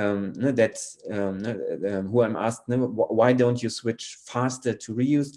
And he said, no, we all know it would make sense, but who has the time to coordinate the change process? And let's face it, the customers are used to the convenience of single-use solution. And so what you see here is there is often not a lack of money for the investment. It's simply a lack of capacity and thus also time to actually implement it and to coordinate the change process. A second point, this is far away from our core business. Normally, we commission a waste management company to organize the collection and recovery of our packaging waste. And what you see here, and this is the typical answer that I received, the linear system of using single-use plastics is something that makes it very easy for the retail companies. They exactly know how the structure works. Now we have these waste management companies who offer their services to actually fulfill the legal obligatory requirements. So what we can see is transaction costs occur in all phases of the implementation process of reuse system. In the pre-contract phase, we have indication that finding partners that offer large-scale solution is really difficult. And we heard that Vital is working with a lot of them. On the other hand, they still don't have a national system. Reuse has, especially in the last years, mainly offered by startups, and that made it difficult for the big companies to actually work with them. They had to work with a lot of different regional systems, and that makes it tricky for the pre-contract phase. Looking at the contract negotiation, the issue here is often the distribution of investment and risks. What happens if the system doesn't work? Who would cover the investments? Who would be in charge of, for example, penalties if legal requirements are actually not met? And then the post-contract phase, how resilient is the system? How can it be adopted to changing regulatory frameworks? That is something that causes a lot of necessary discussion, a lot of lawyers who are commissioned. So for all phases, it's quite clear that switching to a reuse system looks very easy on paper, but in fact is of course extremely complex and thus linked to quite high transaction costs. Looking at some quantitative data, we did a statistical survey on consumer preferences in this area. What you see here are some interesting answers to the question. I try to generate as little waste as possible. 5 different answer options from strongly agree to strongly disagree. And what you see here is that looking at it from a user perspective, there are clear differences between different groups. We have here a clear difference between males and females. The males with more, or lower agreement to the statements that waste should be prevented, and also very different opinion or clear differences if you look at age groups. The younger consumers are a bit more skeptical, interestingly, and we have the quite high share of people strongly agreeing in the age group of 30 to 66. More specifically, we asked, of course, also about the prevention of packaging. Is this important to me? And again, you see that from a consumer point of view, there is not the one consumer, but we have to carefully differentiate between different groups. We also collected data on how do the answers differ with regard to different income classes. We have differences between people living in dense cities and in rural areas. So adopting reuse systems to the specific needs of consumers might be one of the ways to actually reduce transaction costs. Final slides, looking at the willingness to pay, what we have is an average willingness to pay for a deposit scheme for a reusable takeaway box of €2.49. In total, 70% of consumers indicated a general willingness to pay a deposit. So again, there seems to be an openness from consumers in general to accept the system. I think the success of Vital shows there is a big interest. But what we also see is that the results indicate that consumers have a quite high, what economists would call a shadow price for time. Time is actually very important for them. So the economic incentives to actually switch to a reuse system have to be quite high to compensate for the additional time necessary, for example, bringing back the reuse box. Looking at the perceptions by consumers, then we see that when environmental benefits or when the environmental benefits of reuse are clear to the consumers, the break-even point, so the willingness to pay for a deposit system is significantly lower when people are aware of that this makes sense for climate. What I'm now trying to figure out is this the explanatory or the response variable? Do people pay more if they know that it makes sense for the environment, or is it the other way around? So yeah, as said, very preliminary results, but already, of course, really looking forward to your feedback on that. Lisa, I would say let's have a few minutes for direct questions or comments to our inputs.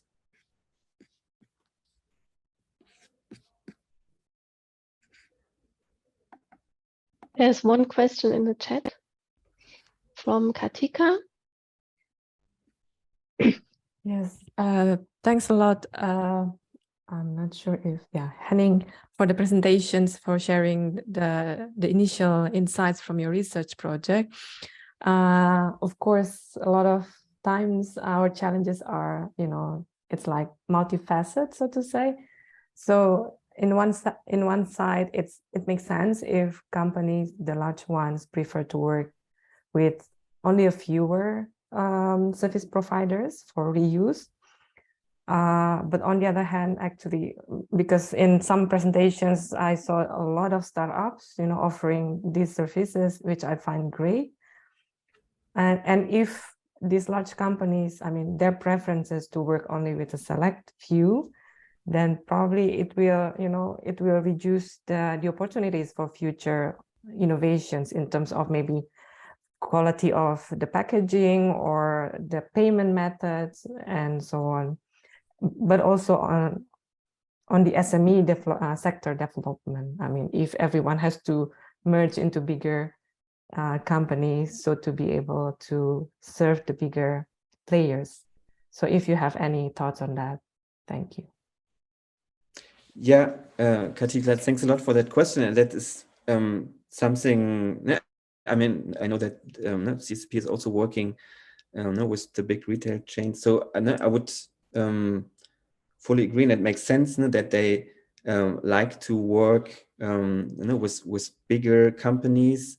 And my feeling is that in the moment, not only in Germany, but also in other European countries, startups really struggle to scale up fast enough to be able to actually work with them. Because now we go from pilot activities, at least in Germany, to a mandatory reuse system.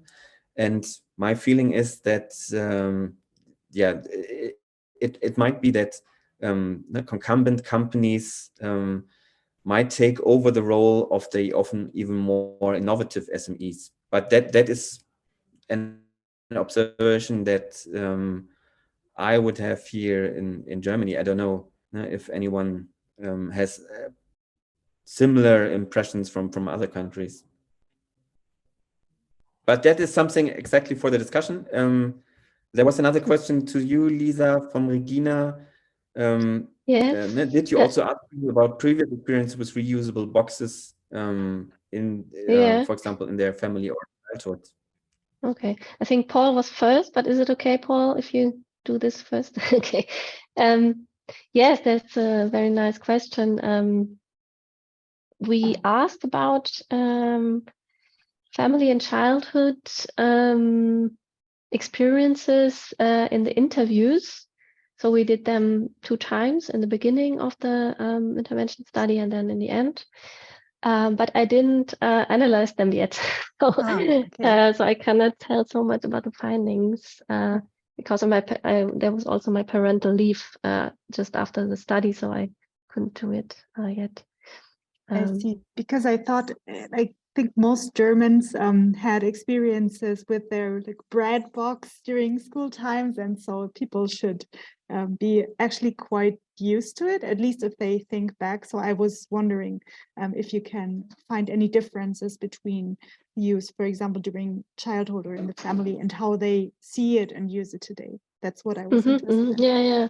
It was also, when I remember, it was also quite different experiences, also depending on if they came from the countryside or from the city or from the east and west. So it was looking forward to analyze the data.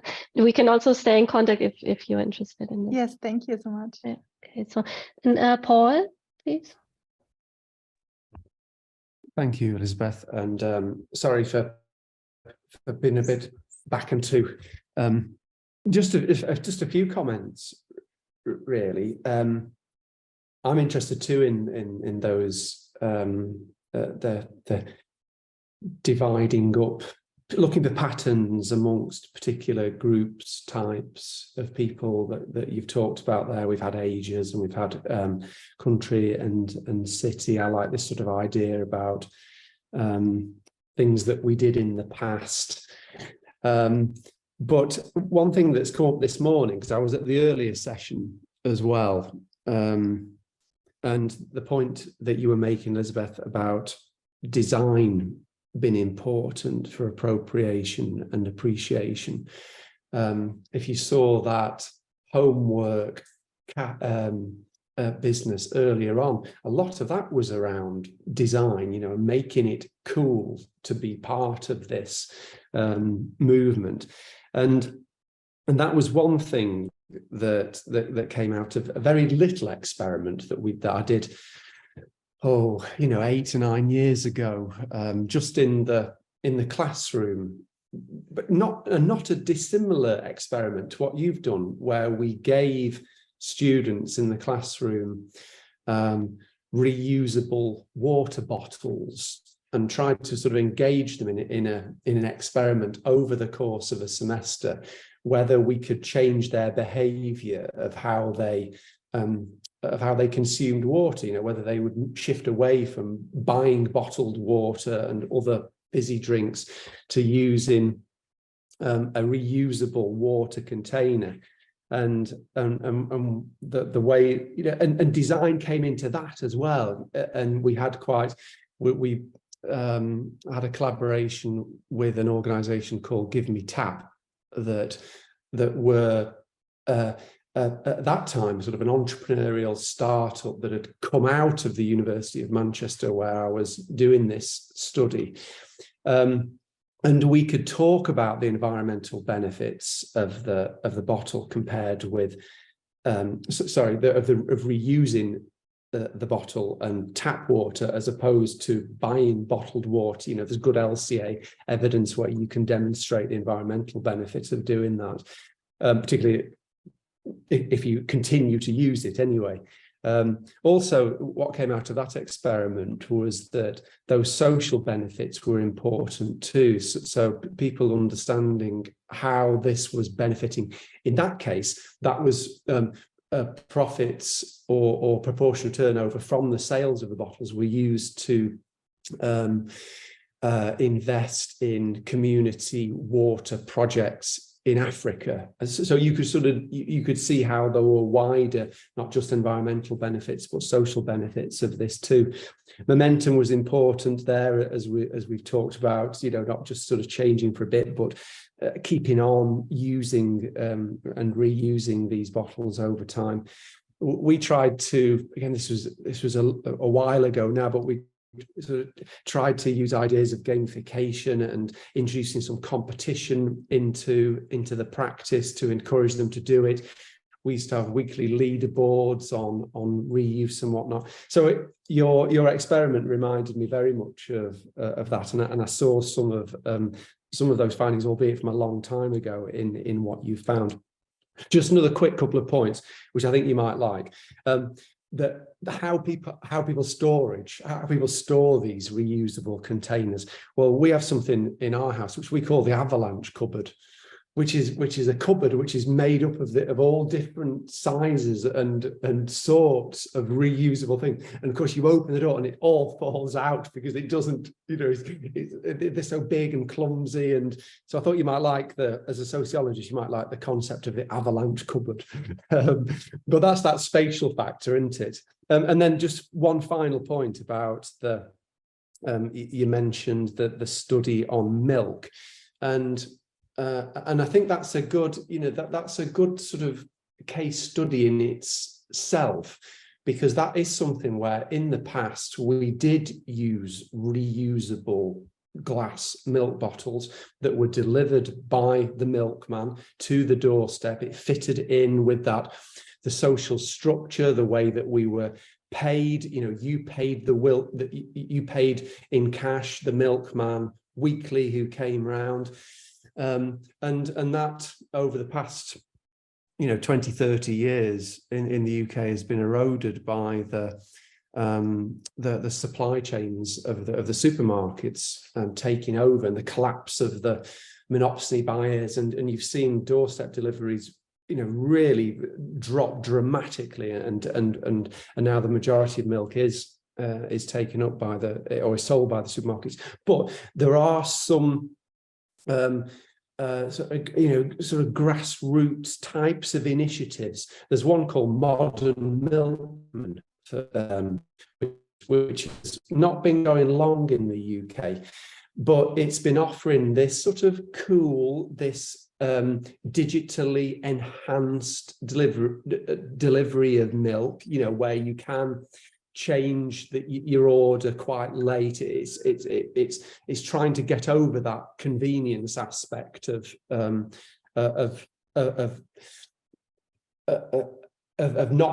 moving you away from your supermarket delivery. And it has had some issues with it. So, for instance, I'll just share this one anecdote and then I'll stop. So we signed up for Modern Milkman because we were stuck in this household routine of buying stuff from the supermarkets. So being motivated to do it for environmental reasons, I signed up for Modern Milkman. But the system still didn't work very well. So at one point, I can send you a photo, I had 54 uncollected milk bottles on my doorstep.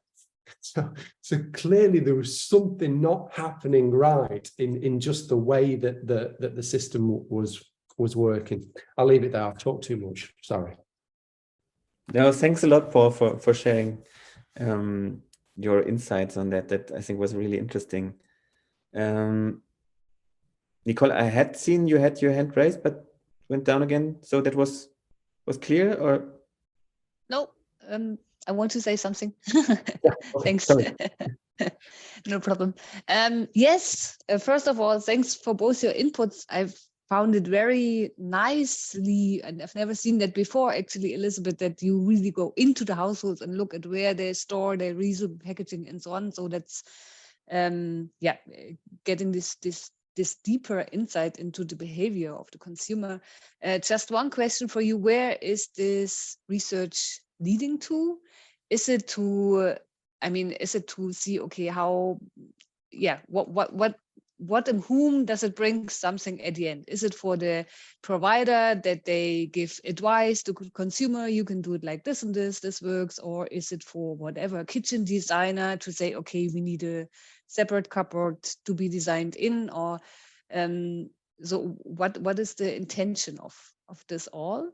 First question. And secondly, to Henning, yes, I can totally agree that this transaction cost is very a high portion to the costs of, in particular, all the startups working in the field.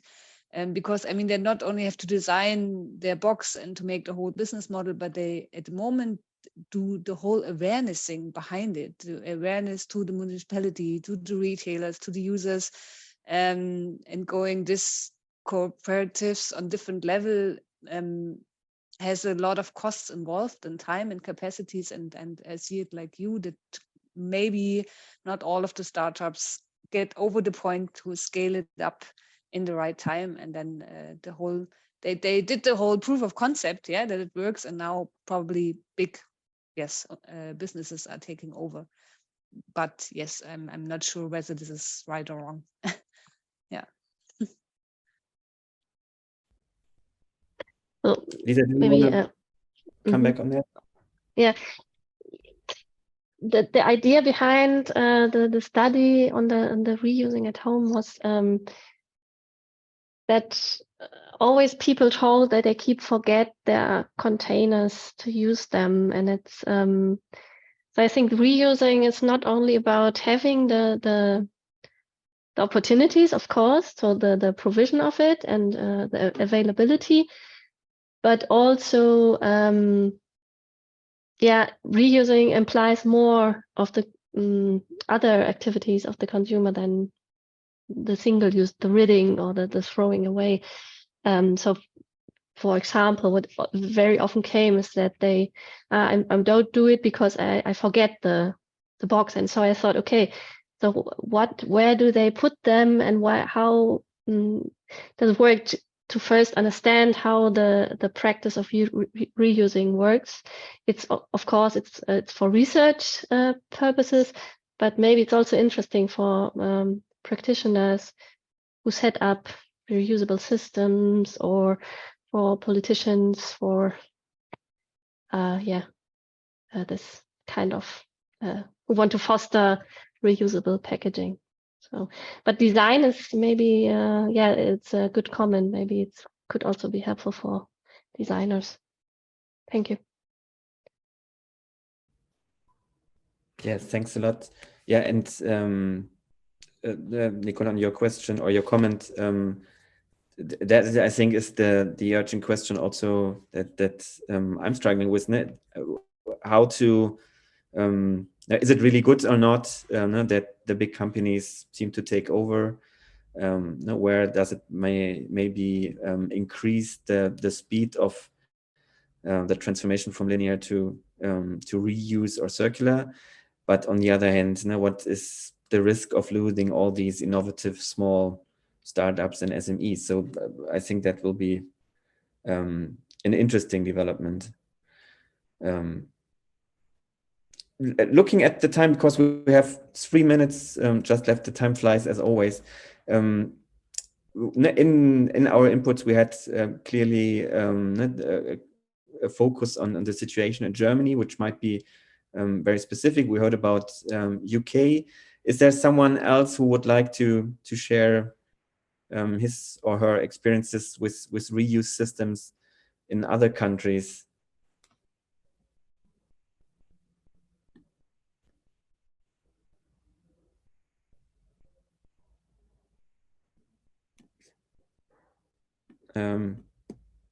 Katika, if I see it right, no, you had your hand raised?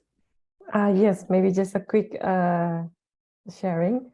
So I come from Indonesia, and so far that I know, there's no such things as take-back mechanism for many different reasons, probably. But yeah, interesting. So we have almost 300 million people, and we don't have such a system. So I hope maybe at some point your research, your insights can be also transferred to other countries. Thanks. Yeah, thanks a lot. That will be a really interesting follow-up research project. Really looking forward to that. And then Regina, I saw you had also your hands up.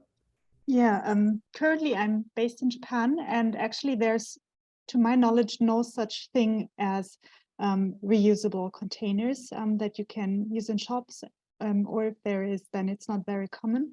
Sometimes you can bring your own drink container, like your own bottle or your own box, and they put it in for you. But also when doing this, some shops don't know if they can handle this request or how to do it. So it's something really new and uncommon in Japan. There's like lots of single-use plastic and like 3 times wrapping of the same product. So I really hope there will be also a solution for Japan soon.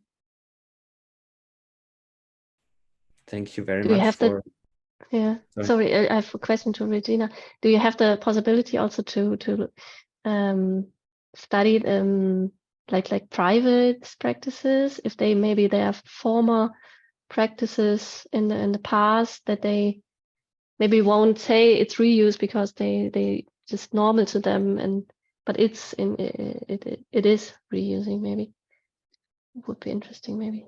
Yeah, this is one of the goals I have here for my field work.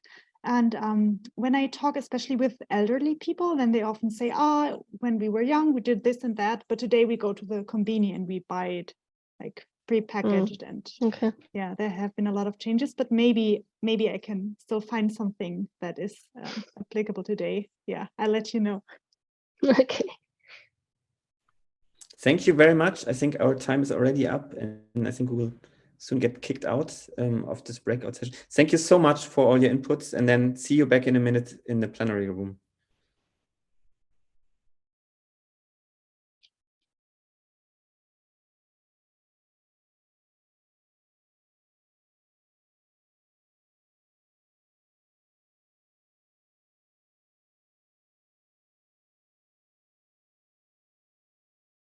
This meeting is being recorded.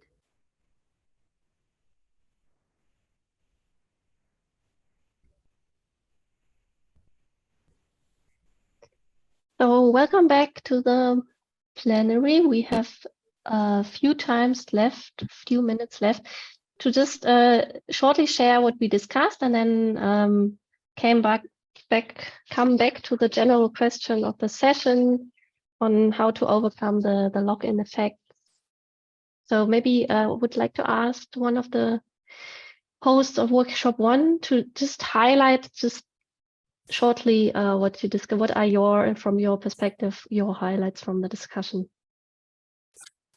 So yeah, I will just quickly give some insight, and I think the main point was a bit about harmonization, trade politics, and yeah, that we need more harmonization in packaging and product passes to come over the lock-in effect so that the packaging is more harmonized. Yeah, that's from our side. Thanks. Okay, thank you. And Henning, could you say from your perspective what did you find most interesting from the discussion? Yeah, I'll do my best to be as brief as Justus. I think what we had was a really interesting discussion on how different ways reuse systems work in different countries. We had some insights into what's going on in the UK, in Indonesia, and also in Japan. I think there is not a single reuse system, but it differs very much from country to country. I think that was one of the key points. The other point is that we have a clear increase of interest and demand from the big retail companies, making it difficult for the smaller startup companies in that area, because they simply don't have the time to scale up fast enough. And there might be a situation where only a few companies, like for example, Vital in Germany, managed to grow fast enough to actually meet the technical requirements also from the retail store. And for me, one of the really interesting questions from one of the participants was, how do we evaluate that? Is it good that it goes faster, or is it a risk that we lose a lot of these innovative startups? But please feel free if anyone things I forgot, important parts of our discussion. Yeah, do somebody wants to add something, what he or she found also interesting, or questions to the other workshop group? Then it's now time for it.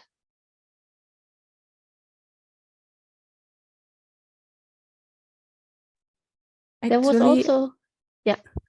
Elisabeth, so there was actually a questions from Jeannie. So she's also a colleague, at the Future Earth SSCP Knowledge Action Network. I think it's pretty interesting for our discussions, if we may. Thanks. Jenny, are you still here? I think she's not here anymore. So Katika, could you read the question out loud? Sure. It's general questions, actually. In the online retail sector, packaging is also related to reliability. If the article arrives damaged, the consumer sends it back and the cost increases for the seller. So when you ask them to please not use styrofoam, nuggets, or bubble wrap and use paper instead, sellers tend to ask you to waive your rights to return the item if damaged. Storing these items at home for using them later can take up a lot of space, as we discussed in the workshops with Henning. Are you aware of any service like clothes collections, old electronic collections, paper collections, glass collections? So Jeannie lives in Germany and know about many different containers. So that does not burn packaging items. So no food containers and likes, rather styrofoam, but rather collects them for reuse instead of, like sending them to incinerations. I guess that's the questions.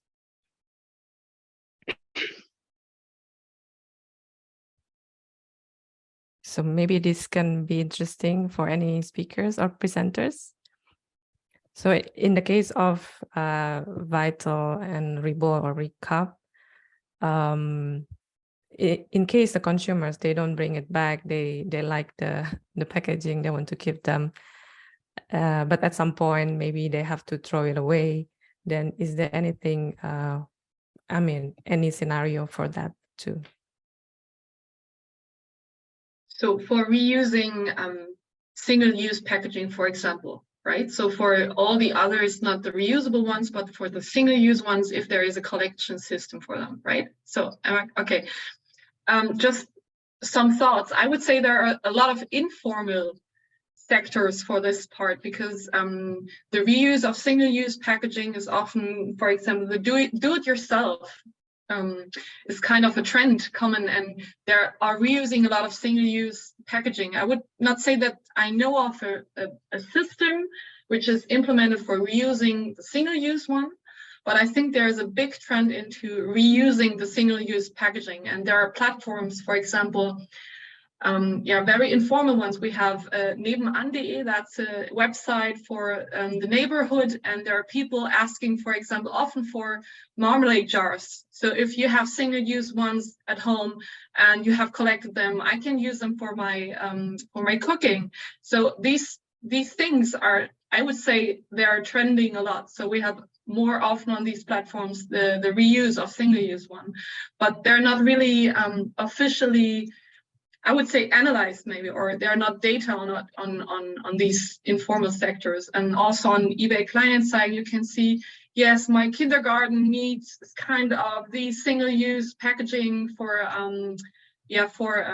basteln. I don't know the word in English, but for doing nice things also for the children. So I would say there are a lot of systems, smaller ones, reusing the single-use packaging, but not a centered system.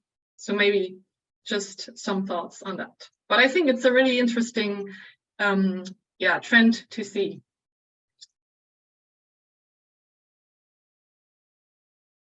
Okay, thank you, Sarah. I have a question, because we haven't had now these two workshops, one on the technical and political conditions and on the consumer side. And from a technical perspective, there's also like lack of knowledge on consumer behavior, because this was also a question in our workshop. Why are we doing this research, this consumer research? And did you talk about this as well in your workshop? So how to integrate consumer and technical research on reusable packaging, maybe, so that they, the LCA studies also pick up the knowledge from consumer behavior and vice versa. As we didn't cover the topic in the discussion. Okay. Only talked about the other points. And sorry, no insights from our Okay, so, okay, so if I have one other question, it's also on the Miro board on also this what I just presented in the beginning or introduced, this discursive lock-in, which also causes consumer confusion about what are the different reusable systems and so on. What are your ideas to overcome this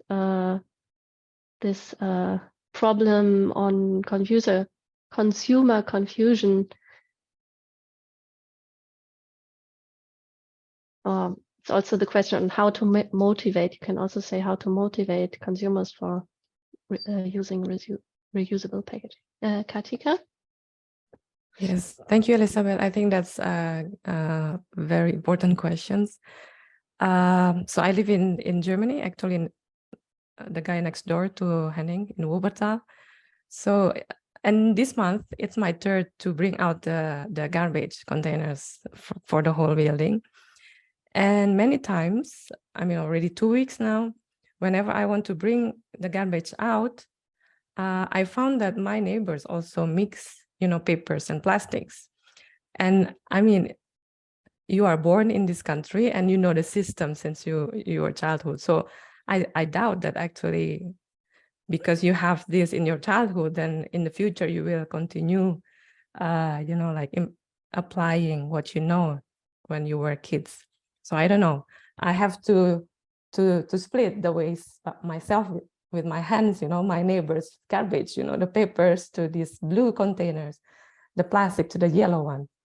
And so I don't know. I think that's going to be our future challenge, because a lot of times we are not so reasonable. In my case, for example, because I work in sustainability, I also collect the Amazon packaging, the carton. In case I want to send something to my friends, a small package, then I use the carton. But maybe we have to challenge the notions of convenience at some point. Maybe we should start with that, Sometimes you need to be inconvenient to save the planet. I don't know. Thanks.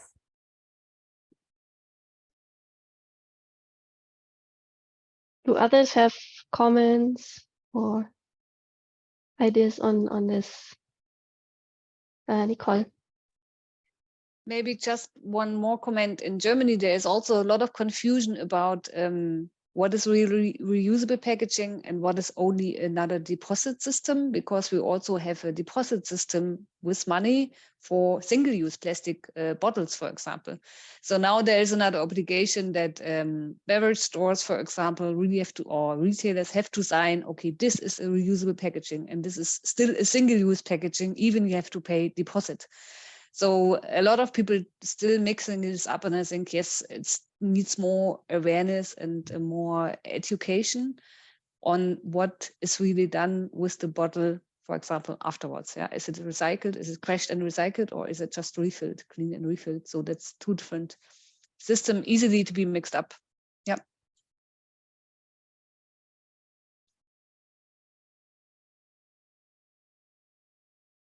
Okay, thanks.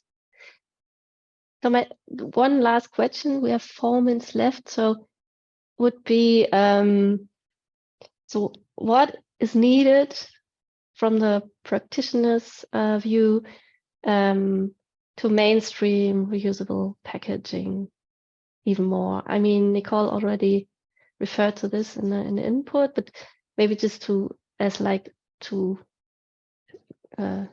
in your short words, yeah, what is needed? Maybe I will ask all the practitioners here, and also the others can say something from your perspectives. What can we do to mainstream reusable packaging? Nicole, what would you say? And very shortly, like what comes to your mind? Maybe like 3 words. As I said, I think the most important thing is to get the users involved, to get the consumers to use and to ask for reusables, to have the right incentives that they bring the package back so they stay in the loop, to make it cooler, to make it the new norm, to make it as same convenient as single-use plastic, and also to have an economic system behind which just is in favor for reusables. Yeah. Okay, thanks. Regina? Of course, we have heard about also the problems with the existing infrastructure in reusable packaging, and that there still has to be a lot to be done, and it's not perfect yet, but once the infrastructure is established and it can be used in a more or less convenient way, I think the question is, why should there still be disposable packaging? And like we had with Glühbirnen, like light bulbs before, that were just abolished because we say, okay, we have some better solution. I think actually the best solution after we have the reusable functioning infrastructure is basically to abolish disposable packaging. Okay, thanks. Adugna.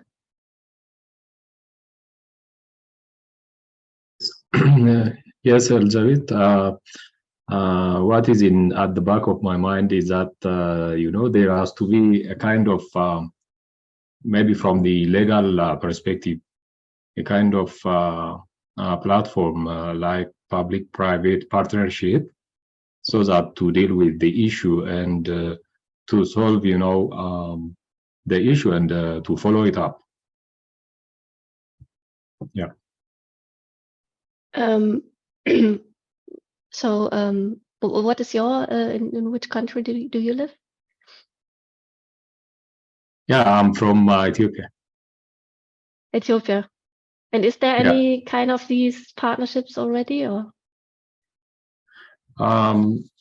It's not as such perfect, but there was, a project that I have been working in. The project called the Local Economic Development Program, a program supported by UNDP. And there is, a kind of this kind of platform which solves, many problems by creating, PPP. Okay, maybe you can put the name in the chat and we can see what it is. Okay, thank you for sharing this. And then I would ask maybe Julia, she's still there? Maybe she's already gone.